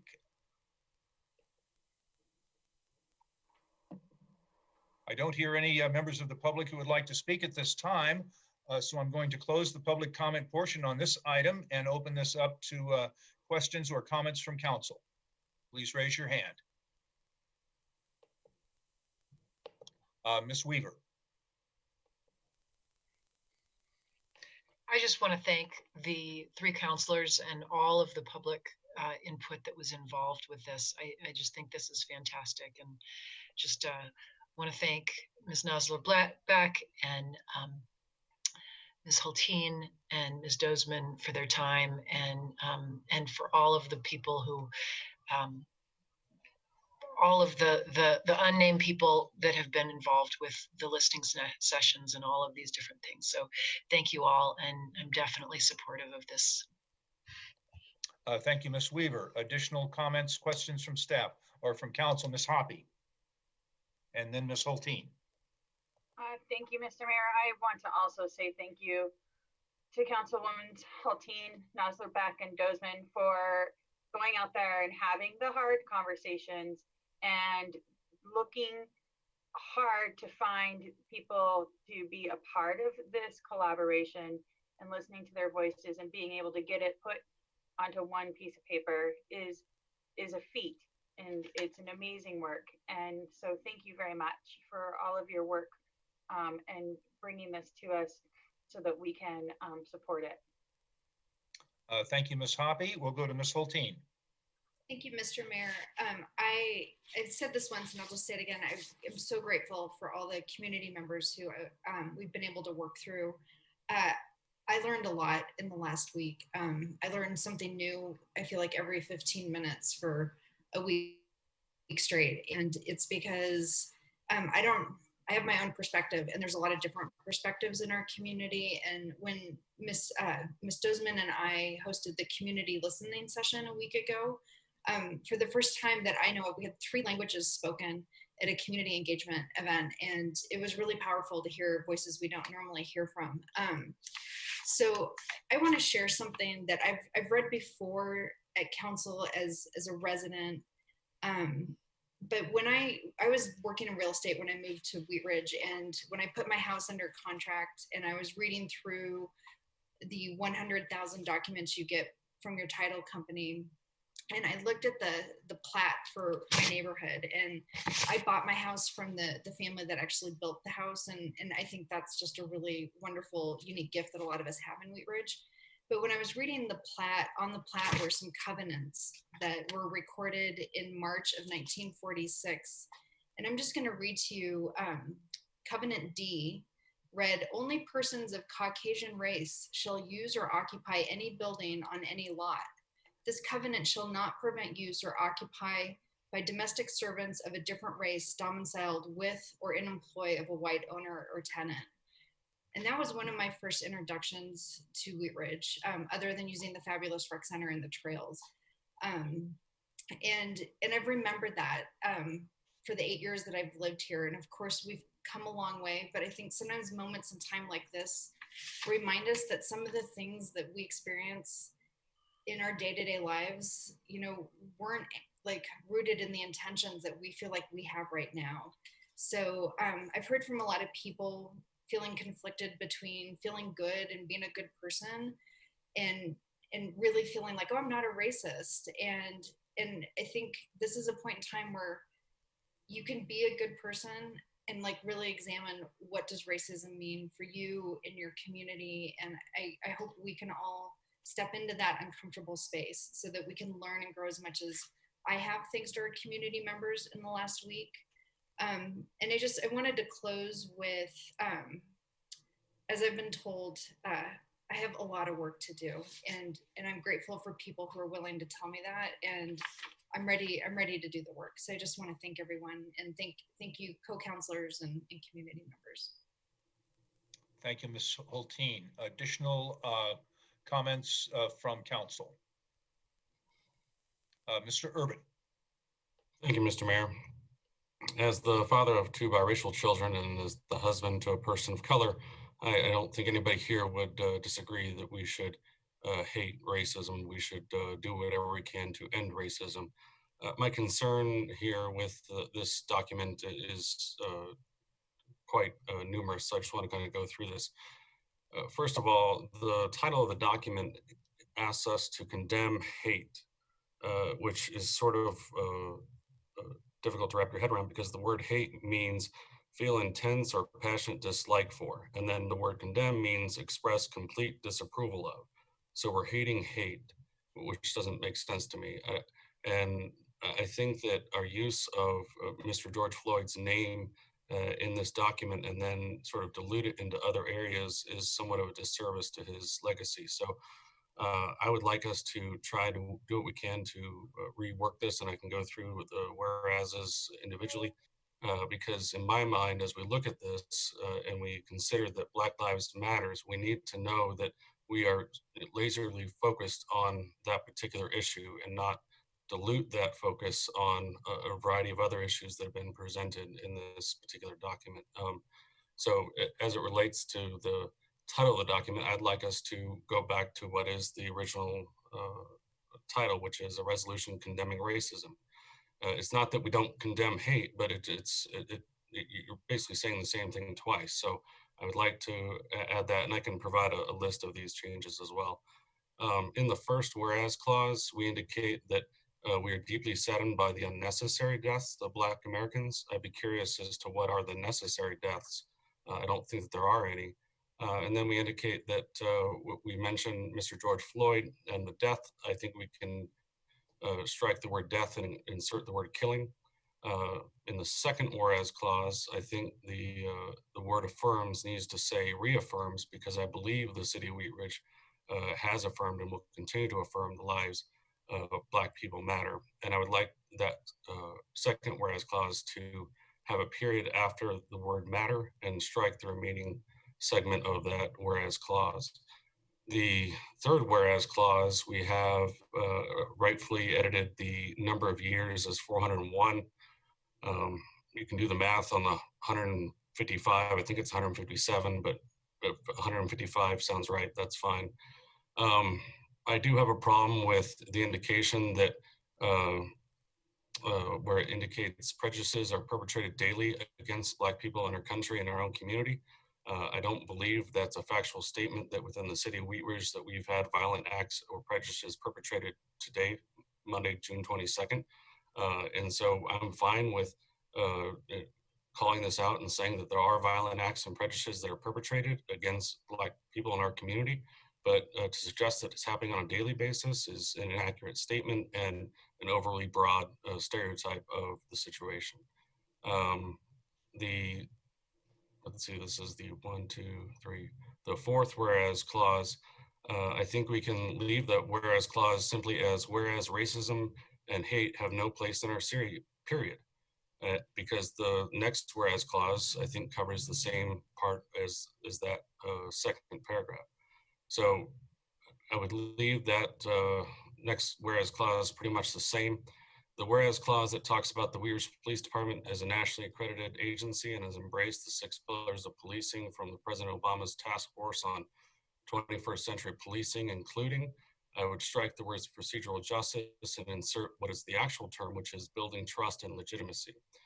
And that's the first pillar of those 6 pillars.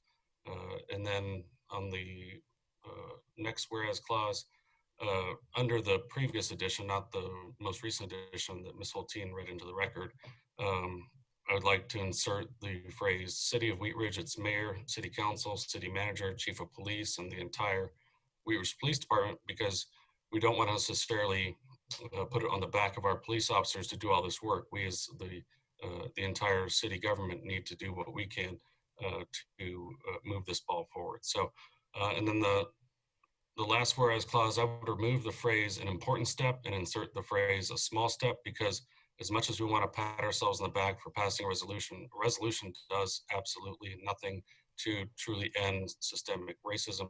And what we need is action. And I agree with Mrs.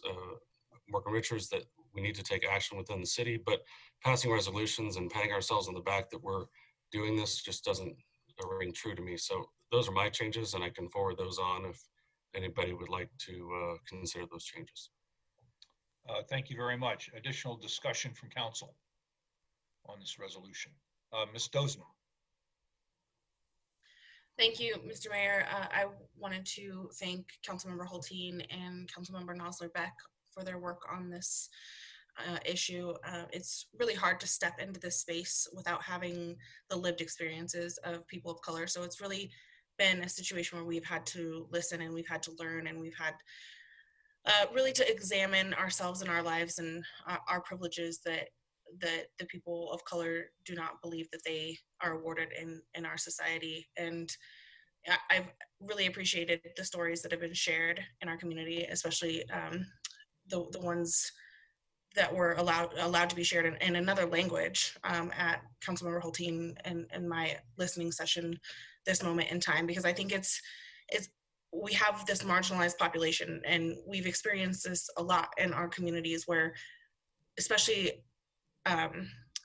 when it becomes also a socioeconomic class issue, where marginalized voices don't participate, whether they don't trust the government, they don't believe that they are listened to, they don't believe that they can actually make a change.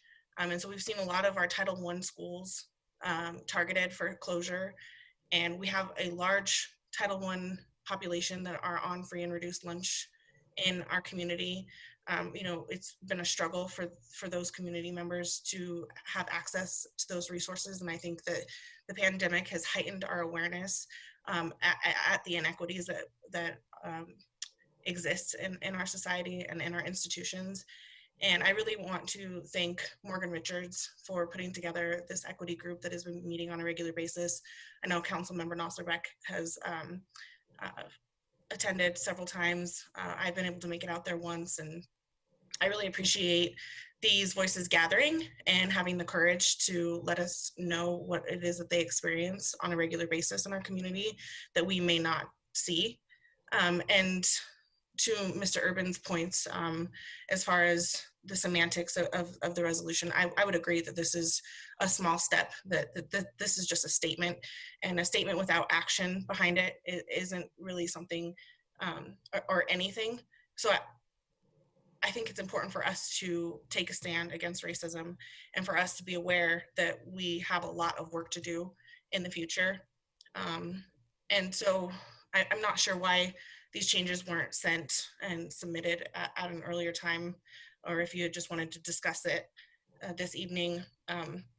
As far as the 401 years and the 155 years since the abolition, it is 155 years since the 13th Amendment was passed in 1865, but if we are going based off of the Emancipation Proclamation, which was supposed to take place in January of 1863, then we are talking about 157 years. So I think that this is important work, and Councilor Nosler-Beck, Hulteen, and I, and as well as other council members, have discussed what actions to take from here forward. And we've received a lot of support in that. And so I just want to thank not only the council members, but the community members that have had the courage to say, okay, this is an issue and we want to see our leaders take action. And I also want to thank city staff, not only on this issue, but also in addressing the coronavirus. You have kept us very well informed. You follow through.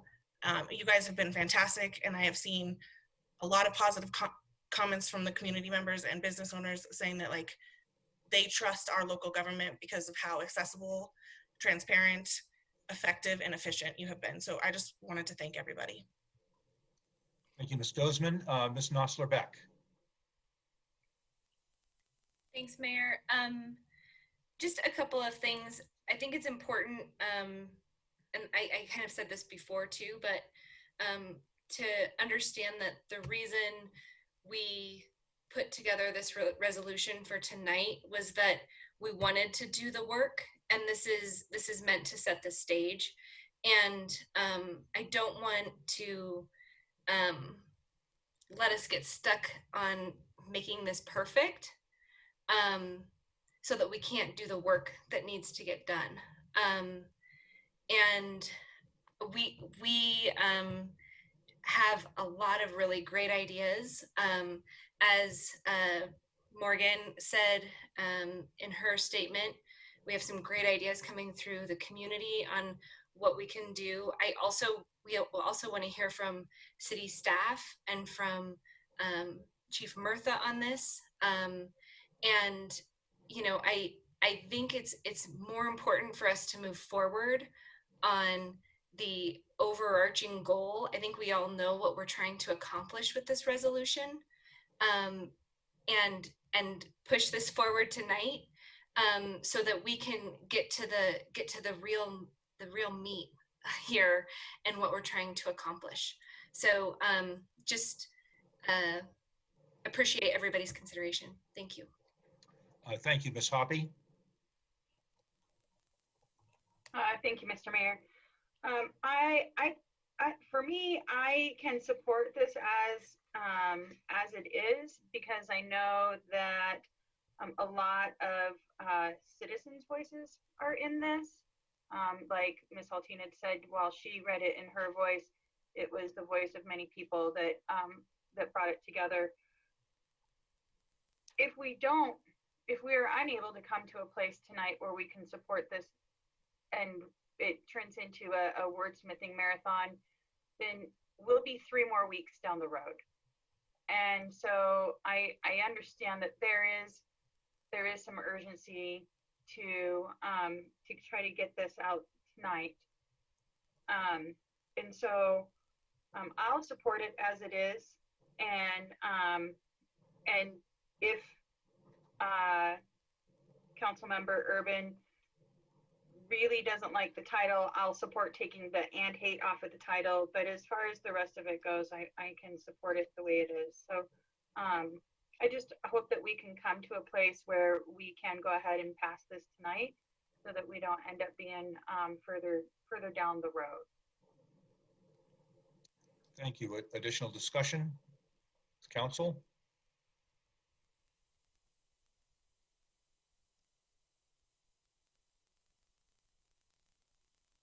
Mr. Urban. Thank you, Mr. Mayor. So are we working off of the read-in record that Ms. Haltine provided at the beginning of her presentation, or are we working on the one that's presented in the packet?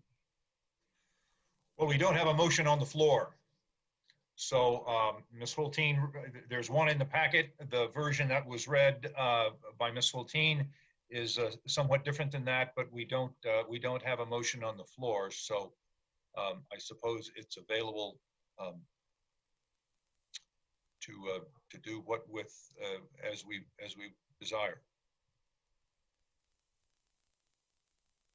So I guess I would ask Ms. Haltine to read that the one that she wants into the record as a motion, and then I would like to present several amendments to that. Is there additional discussion before we go to a motion? Well, seeing none, I will ask Ms. Haltine to provide us a motion. Thank you, Mr. Mayor.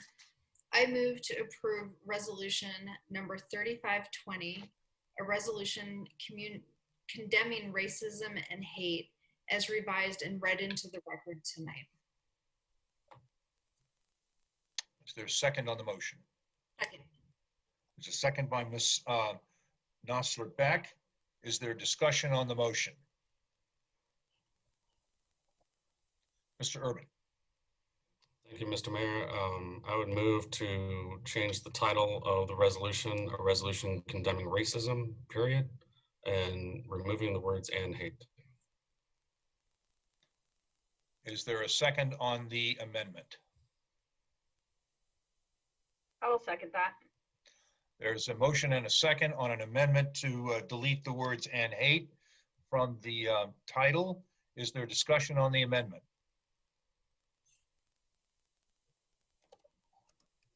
All right, let us go to a vote on the amendment. If you are in favor of the amendment to delete the words "and hate" in the title, please raise your hand, and will the clerk please poll the council?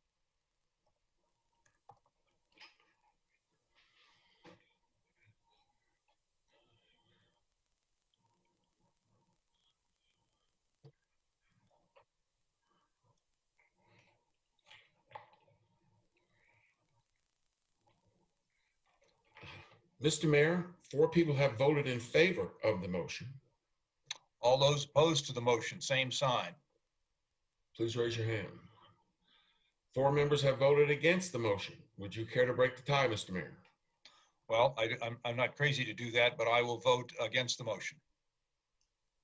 Mr. Mayor, the motion to amend has failed 5-4. Okay. Is there additional discussion on the motion, on the main motion? Mr. Urban. Thank you, Mr. Mayor. I would move to strike the word "unnecessary" from the first whereas clause in the second to last line. Is there a second on that amendment? Second. There's a motion and a second to strike the word unnecessary in the third line. Is there discussion on the amendment? Ms. Dozman. Just a question to Councilmember Urban. So just a strike of it, or would you want to replace it? No, just strike it. Okay, and is there further discussion on the amendment? Seeing none, we will vote. All those in favor of the amendment, please raise your hand, and will the clerk please poll the council?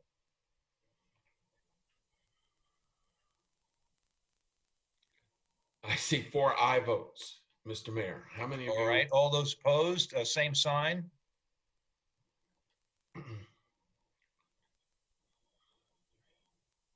Somebody has not voted. That was me. I would like to, I'm okay with it being stricken. So I had to read it again, sorry. Mr. Mayor, the motion has now passed 5-3. Okay, thank you so much. We are now back to discussion on the main motion. Mr. Urban. Thank you, Mr. Mayor. On the second whereas clause, after the phrase "Black people matter," I would insert a period and strike the remaining section of the whereas clause up until the word "and" at the very end. Okay, so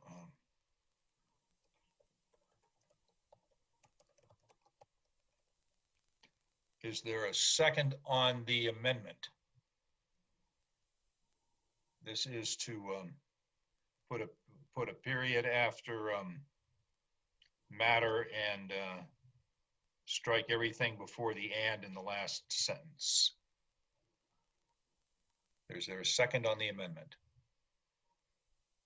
I don't see a second on the amendment, so that amendment would fail for lack of a second.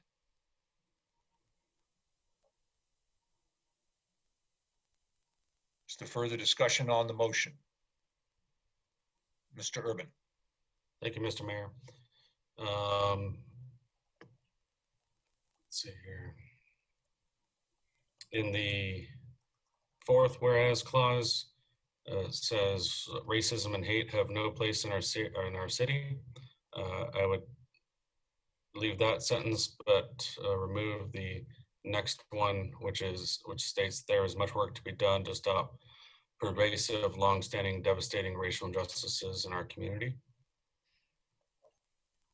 Second. Is there a second to the amendment? Second. Okay, we have a motion and a second. Discussion on the amendment.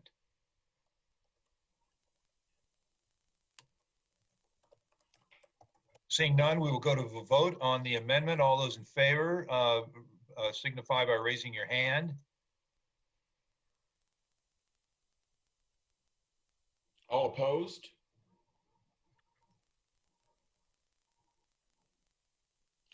Mr. Mayor, the amendment has failed 5-3. Okay, thank you. Further discussion on the main motion. Mr. Urban. Thank you, Mr. Mayor. Let me go back one whereas clause to the third whereas clause where we say violent acts and prejudices are perpetrated daily. I would remove the word daily. Is there a second on the amendment? Second. There's a motion and a second on the amendment to strike the word daily in the third whereas. Is there discussion on the motion? Mr. Urban. My reason for asking for this to be removed is as a city council, we're passing a resolution, and the resolution should do our best to contain facts. And it would concern me greatly to learn we have violent acts occurring daily in our community. I don't disagree that we do have racism within our community, and that does happen on a more frequent basis than any of us would like. But to indicate that we have daily acts of violence happening in our community is a false statement. Additional discussion on the amendment. Ms. Hulteen. Thank you, Mr. Mayor. In working on that particular language, that had been put in by members of our community who believe that they are experiencing that. It's not necessarily just violent acts, but it does also include prejudices. And so with a community of 31,000 people and a lot of things happening daily in our community, we were informed by our community as we worked on this that that was something that they felt reflected their experiences. So, you know, do we have hard data that we pulled up? No, we don't, but we did hear from our community that they felt that reflected their experience. Thank you. Ms. Hutchinson. Thank you, Mr. Mayor. When you refer speaking to your community, how many people are those out of 31,000?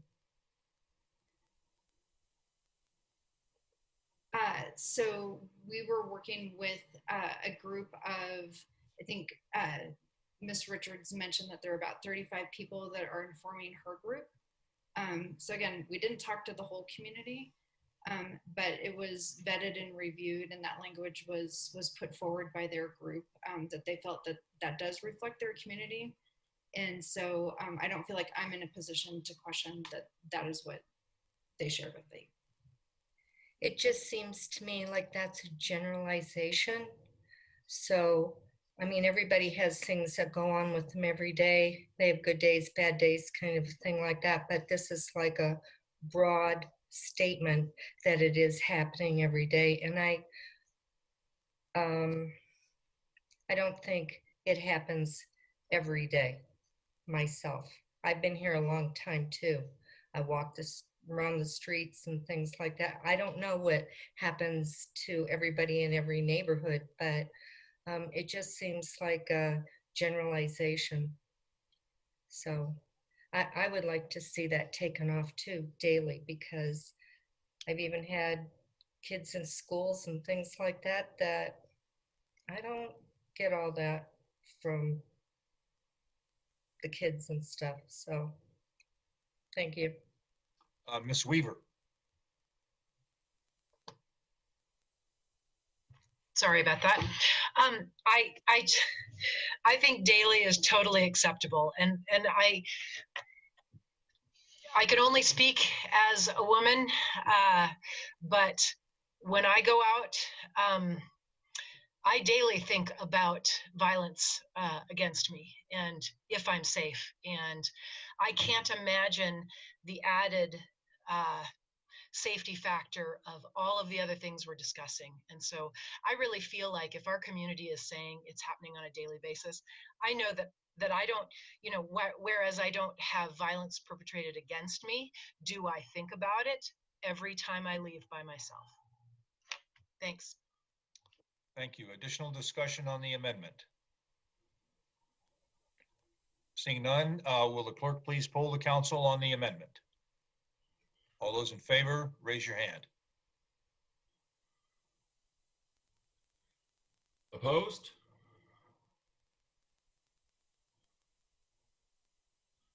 Mr. Mayor, the amendment has failed 6-2. Thank you. Additional discussion on the main motion, Mr. Urban. Thank you, Mr. Mayor. Let's see here. In the fifth whereas clause where it says we strive to be a community where all mothers, fathers, and caregivers can raise their children to feel safe and where all people can feel safe, I would put a period there and strike the remaining segment of the whereas clause. My reason for that is that we want to be an inclusive community and we should leave it at that and remain laser focused on being a community where children can feel safe and where all people can feel safe. I don't feel it's necessary for us to delineate the ways in which that can happen because it can happen in a variety of different ways and it doesn't extend to simply the ones that are listed there. So I would strike the remaining segment of that whereas. There's an amendment on the table. Is there a second to the amendment?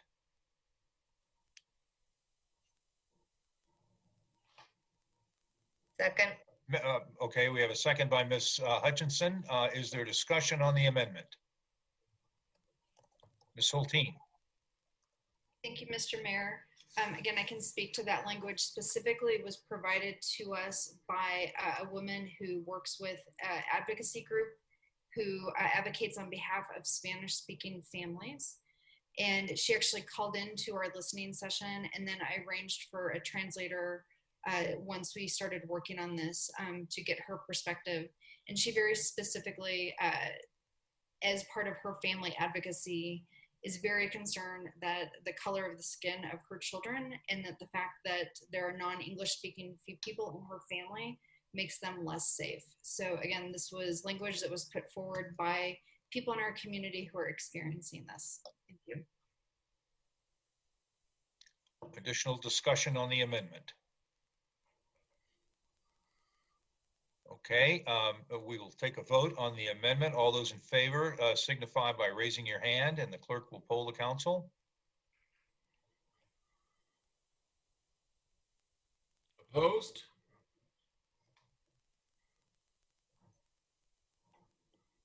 Mr. Mayor, the amendment has failed by a vote of 2-6. Thank you. A discussion on the main motion. Mr. Urban. I would remove in the, let's see, that's in the seventh whereas clause, the third line of the whereas clause, it indicates the phrase procedural justice.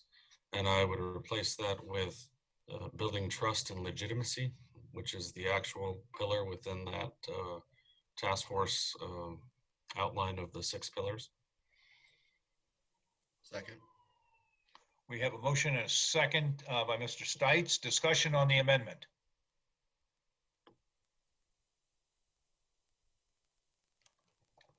Ms. Hulteen.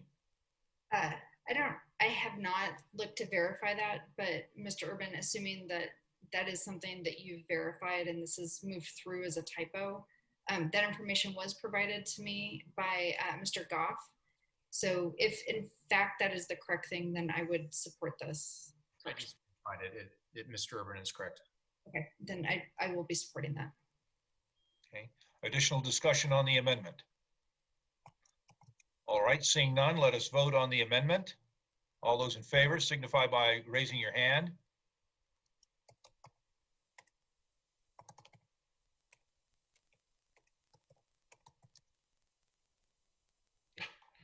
Mr. Mayor, the motion has passed unanimously. The amendment has passed. Okay. We're back to discussion on the main motion. Mr. Urban. Motion, there was a strike of to understand the steps the police department has taken and must take to provide effective safety. I'd like to understand better why that was taken out. And I guess my concern on that is wanting to recognize the steps that they have taken and will continue to take to provide effective public safety. Ms. Hulteen, would you like to address that?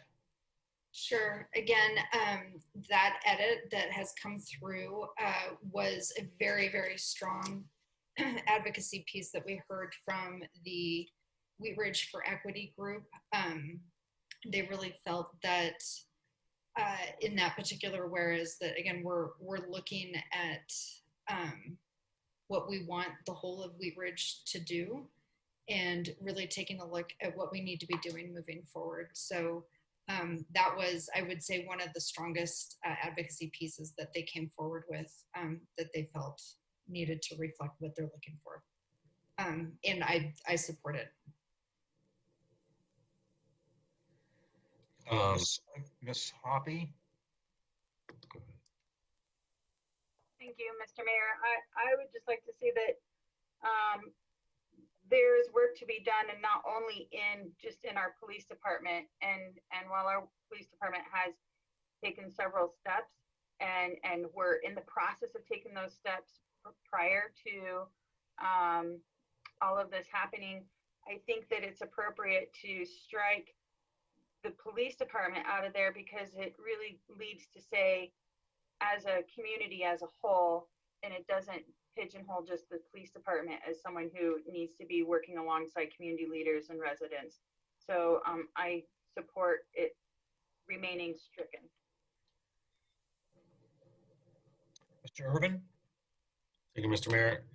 I'm not necessarily looking to pigeonhole this as work to only be done by the police department. What I'm looking to do is to highlight the work that they have already done. And as we've gone through this entire process, we have been given a mountain of data and evidence and testimony by our police officers, by our police department, as to how progressive and how forward-thinking they have been in throughout this entire sort of unveiling of these different reforms that have been requested. And time again, we've been told and shown in many different ways that our police department is light years ahead of other police departments, and that that last whereas clause just simply doesn't elucidate the steps and the ways in which our police department has shown to be light years ahead of all of the other departments in our surrounding communities. So that's my reason for wanting to make sure we keep that in there, not to say it's their work alone, but to show that they're doing great work. Ms. Hulteen? Thank you. I just want to share that having had the conversations with the community members, this particular point, I'm concerned that we would lose alignment with our advocacy group on this particular issue. And I'm afraid that if we come out of alignment with them, we did not, this resolution was not written by them. They provided a lot of stuff that we didn't accept and put in here. But this was the one thing that they felt incredibly strongly about, because I mean, I don't want to speak necessarily for them. I think Ms. Richards would do a much more eloquent job of it, but I would say comprehensively the input from their group was that we need to be talking about the work that needs to be done moving forward, as well as really not focusing on the police department specifically, but the city as a whole. So my concern is that this particular issue, if it changes, we may lose some of that support. And I think to lose that support would not allow us to move forward with the things we've heard from them tonight and the intent of this particular resolution. Thank you, Ms. Dozman. I just wanted to piggyback on that, as far as I think that we have given the police a wonderful platform of highlighting what policies and practices they have put in place, and are well ahead of what the state is calling for. And so they've received their kudos, and not to say that we don't have an excellent police department, but I think the public input on this what I think should outweigh putting that clause back in. And I think if we want to highlight the police department in other ways and bring them along, I'm fine with that, but I don't think that it needs to be highlighted here.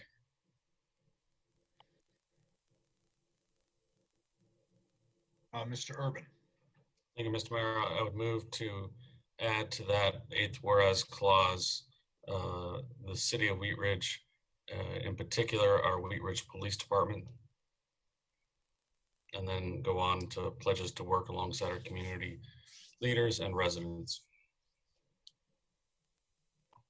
So that was to incorporate the words, the Wheat Ridge Police Department in the first line.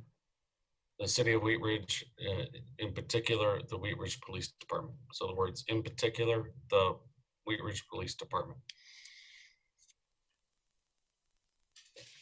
Okay, is there a second to the amendment? Ms. Dozman, is that a second? Or... No, that wasn't a second. Since there isn't one, I'll refrain from commenting further.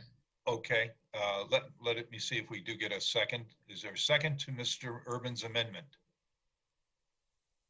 Seeing none, the amendment fails. Additional discussion on the main motion.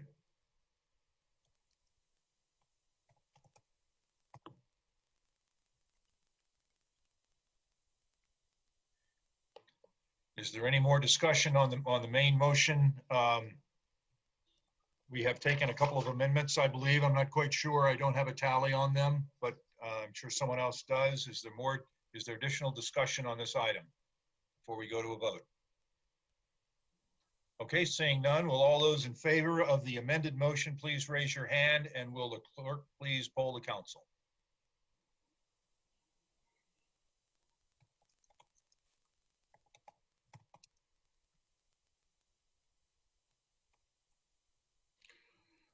Mr. Mayor, the motion has passed by a vote of 6-2.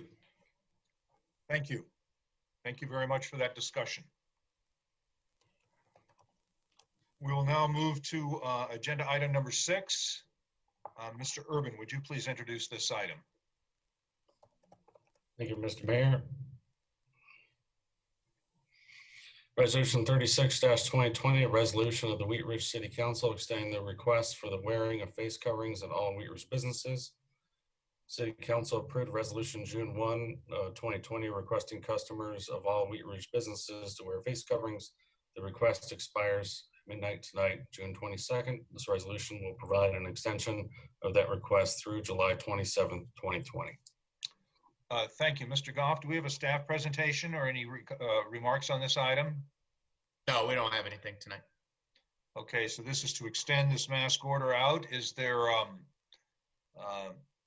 discussion on this item before we go to a motion? Seeing none, Mr. Urban, may I have a motion on this item? If I could find it.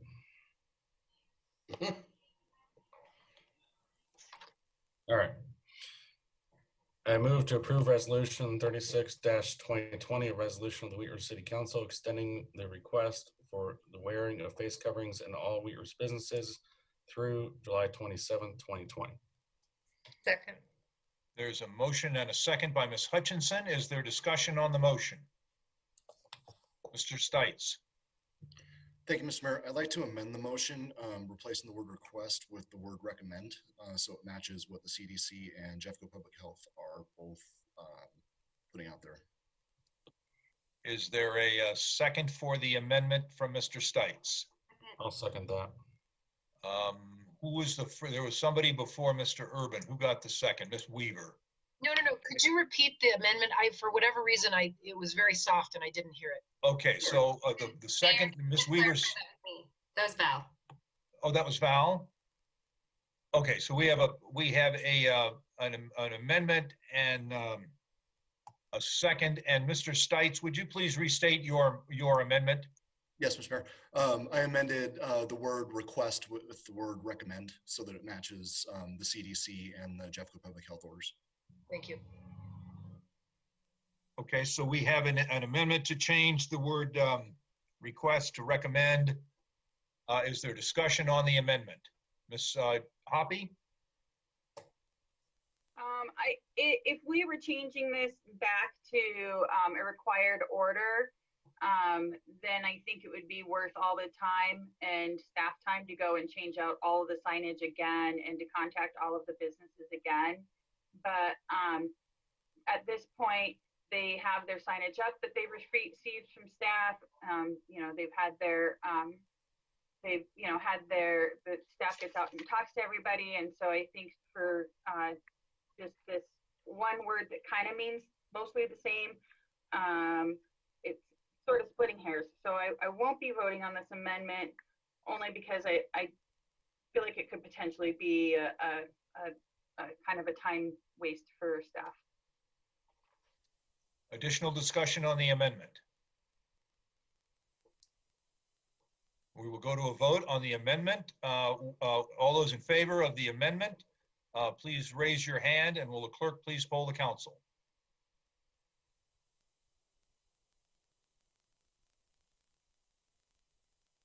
I see 4 votes aye. Did I miss All count? those opposed, please raise your hand. And I see 4 votes nay. Mr. Mayor, would you like to break the tie? I will vote nay. The amendment has failed 5-4. So we are on the main motion. Is there discussion on the main motion? Ms. Dozman. So along the same lines as far as signage goes, I've still seen a lot of the signage that first came out with Wheat Ridge requiring masks. So I think the messaging is confusing either way, and I will not be supporting extending this. I think that it should be on the onus of the businesses to enact and impose that on their customers, and customers can choose whether they want to go to those and frequent those businesses, whether they require masks or not. There's a lot of delivery, pickup, curbside pickup that it prevents further face-to-face interactions, and so I think there are a lot of ways around requiring this, and I think that it's past its time. Thank you. Further discussion on the motion? Seeing no further discussion, we will go to a vote. All those in favor of the motion, please signify by raising your hand. Will the clerk please poll the council?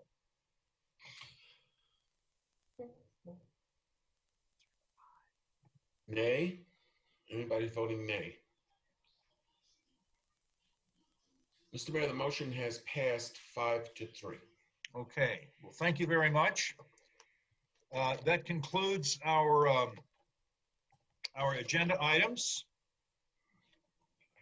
So let's find out where we are in the order of business, and we will go from there. We are at City Manager's Matters. Mr. Goff. I think I will punt this evening. You all worked very hard. It's late, and I don't have anything that can't wait. So, thank you so much. We will go to City Attorney's Matters. Mr. Dahl. Nothing tonight. Thank you. Thank you so much.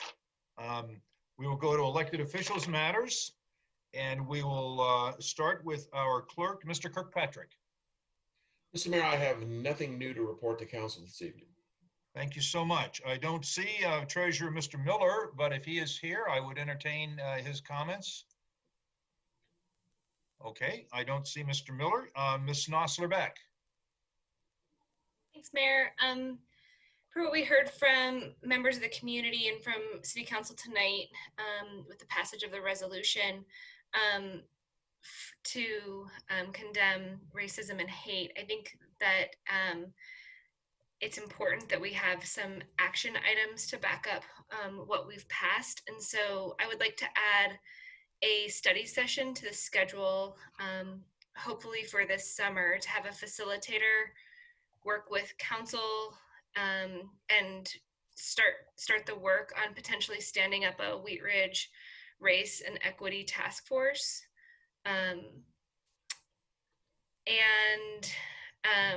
Ideally, I think the Wheat Ridge Race and Equity Task Force should be probably community-led and city supported. And hopefully through that session, we'll have more guidance on what they'll do. But I think that from the feedback that we received, you know, they could potentially be charged with reviewing policies and making policy recommendations to promote equity throughout the city. And I also think that prior to or even during that study session, the council and also city staff, I think it would be good if they could participate in a facilitated implicit bias and race equity training. So I'd like to propose that study session. Ms. Dozeman? I would like to support Councilmember Nasser Beck in that request. Okay. Ms. Hoppy, is that something that we would be able to get on our study session agenda? Yes, Councilwoman Nosler Beck and Councilwoman Dozeman have already sent an email with that request and have given a lot of backup data for that to be able to move forward. So it will be added to the list, and we will start to move forward on it, and then I'll let you know when it gets scheduled. Thank you so much. Thank you, Ms. Nosler Beck. Thanks, Mayor. And just one other thing, I wanted to thank all of our artists and local works who have been doing the chalk art at local businesses. They are so awesome, and some of them are interactive. It has been a really fun, now that, you know, more businesses have opened up, it's been really fun, especially with my kiddos, taking them there, and it's inspired them to do some chalk art at our house too. So thank you so much. Thank you, Ms. Nosler Beck. Ms. Dozeman. Thank you, Mr. Mayor. I've been asked by Jefferson County Treasurer Jerry DiTullio to please announce that the Treasurer's Office is waiving late interest through July 31st, and that if any taxpayers still need to make their property tax payments, they can make them in multiple payments, and the late interest will be waived through, like I said, July 31st. And then with that, I think I've said everything that I've needed to say. I just wanted to extend another thanks to everyone in how they've handled the pandemic, the racism, and having these conversations. So thank you. Thank you, Ms. Dozeman. Mr. Stites. Thank you, Mr. Mayor. Because it was brought up tonight during public comment, and I've seen it quite a bit for the last few weeks, fireworks. I know they're illegal. Is there anything we can do more to help out our neighbors as far as maybe enforcing that or anything like that? Mr. Goff, do you want to take a stab at that? I haven't heard them going off outside my window, but that's a little unusual. Well, I just heard him several times during this meeting, and so I texted the police chief. I said, "Go get him." So okay. That he's off the call, and I think he heard it loud and clear tonight. So we'll see what we can do. Mr. Murtha, Chief Murtha is on our call, and I'm sure he is aware of this, and we'll take. That's a tough issue to police, but I'm sure we will give it our best efforts. Thank you so much. Anything additional? No, thank you for everybody's hard work and time. Thank you. Thank you, Mr. Stites, for bringing that up. Ms. Weaver. Nothing tonight. Thank you. Thank you so much. Ms. Hulteen. Thank you, Mr. Mayor. I just want to give a shout out to District 2 resident. Her name is Sherry Keegan. I hope I got her name right. And starting on the 4th of July, Ms. Keegan is going to be walking from the Jefferson County Courthouse in Birmingham, Alabama. And I believe she is walking north. I don't have her exact route. Oh, she's actually going all the way to Canada. And she is doing this as an inspiration around civil rights and trying to bring attention to that in our community. So I just wanted to give her a shout out for that amazing adventure. And I hope she will be sharing her stories along the way, because I know I'll be following her on Facebook and won't be actually walking with her, but we'll be with her in spirit. And then I just had a question about recently I was driving by and saw that the town center park has been fenced off. And I was just wondering if there's an update on what the status is of that. And if maybe I missed something, but it kind of caught me off guard. I'm just curious what's going on. Yeah, we fenced it off because we were having issues. honestly, with that becoming a area for folks to congregate and sleep, and we felt it was becoming an issue with COVID and a potential spread of COVID. So that park has been an issue for quite some time, and we've actually been discussing it with the business owners on either side of it, and they both have asked us that we do something about it. And so for now, we fenced it off until we can find a better solution. And thank you. I appreciate concern about our community's health.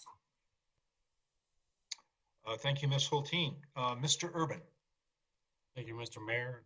As an update to the Business Stabilization Program, last week we provided the final assessment of the 103 applicants who had applied under the second round. And I believe at this point, staff has notified all of those applicants relative to their award amount. And we are now finished with round two. Mr. Jared Tullio had mentioned at the beginning of this call that an applicant had submitted an application. City staff has stated that that application was not received. We have not heard back from the applicant relative to when and where or how they did submit their application. So at this point, all the applicants who have requested assistance from the city have been responded to, either with an award or with a denial based on the criteria that was set in the task force. Thank you, Mr. Urban. We'll go to Ms. Hutchinson. Nothing tonight, Mr. Mayor. Thank you.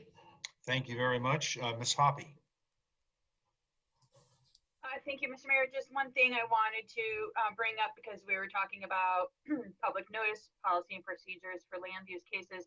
Councilmember Stites and I have added that onto the study session futures list, which is a review of public notice and policy procedures for land use, and it's currently scheduled for July 20th. So that will be coming up soon, just so everybody knows. Thank you very much. That brings us almost to the end of our meeting. I would like to thank all of the counselors and staff for being here tonight to join us on this meeting. I would like to thank Commissioner Namiach for being here and his work with the Parks and Recreation, and we appreciate the parks in our community. I want to thank all the citizens who joined us tonight. We try to make these meetings open and transparent. It can be challenging on a Zoom format, but you know, I appreciate the efforts that the public is making to stay informed on these issues, and for joining us, the efforts of our staff to do everything they can to facilitate in-council opportunities and opportunities on Zoom. I want to make a special thank you to the counselors and the citizens who were instrumental in bringing the resolution on racism and hate in our community. This is a very challenging time. I think we have a great opportunity. I think this is a sea change moment in our lives, and I hope that we are able to open our eyes and, more importantly, open our hearts to the people in our community and make everyone welcome. We will know no peace until we know justice in our communities. So, and I want to also thank Mr. Urban and the members of his committee for the Business Stabilization Program, the support that our city's been able to give to our business community and to our citizens. The COVID crisis and emergency in our community is real. We've done a great job in staying safe and washing our hands and wearing masks and distancing. We've been very successful in our community, and I really encourage everyone to take that to heart and to try to do everything they can to keep themselves and their families and their other members of the community safe. With that, I appreciate a very productive meeting. I want to thank you all, and without any further business, we will stand adjourned. Good night.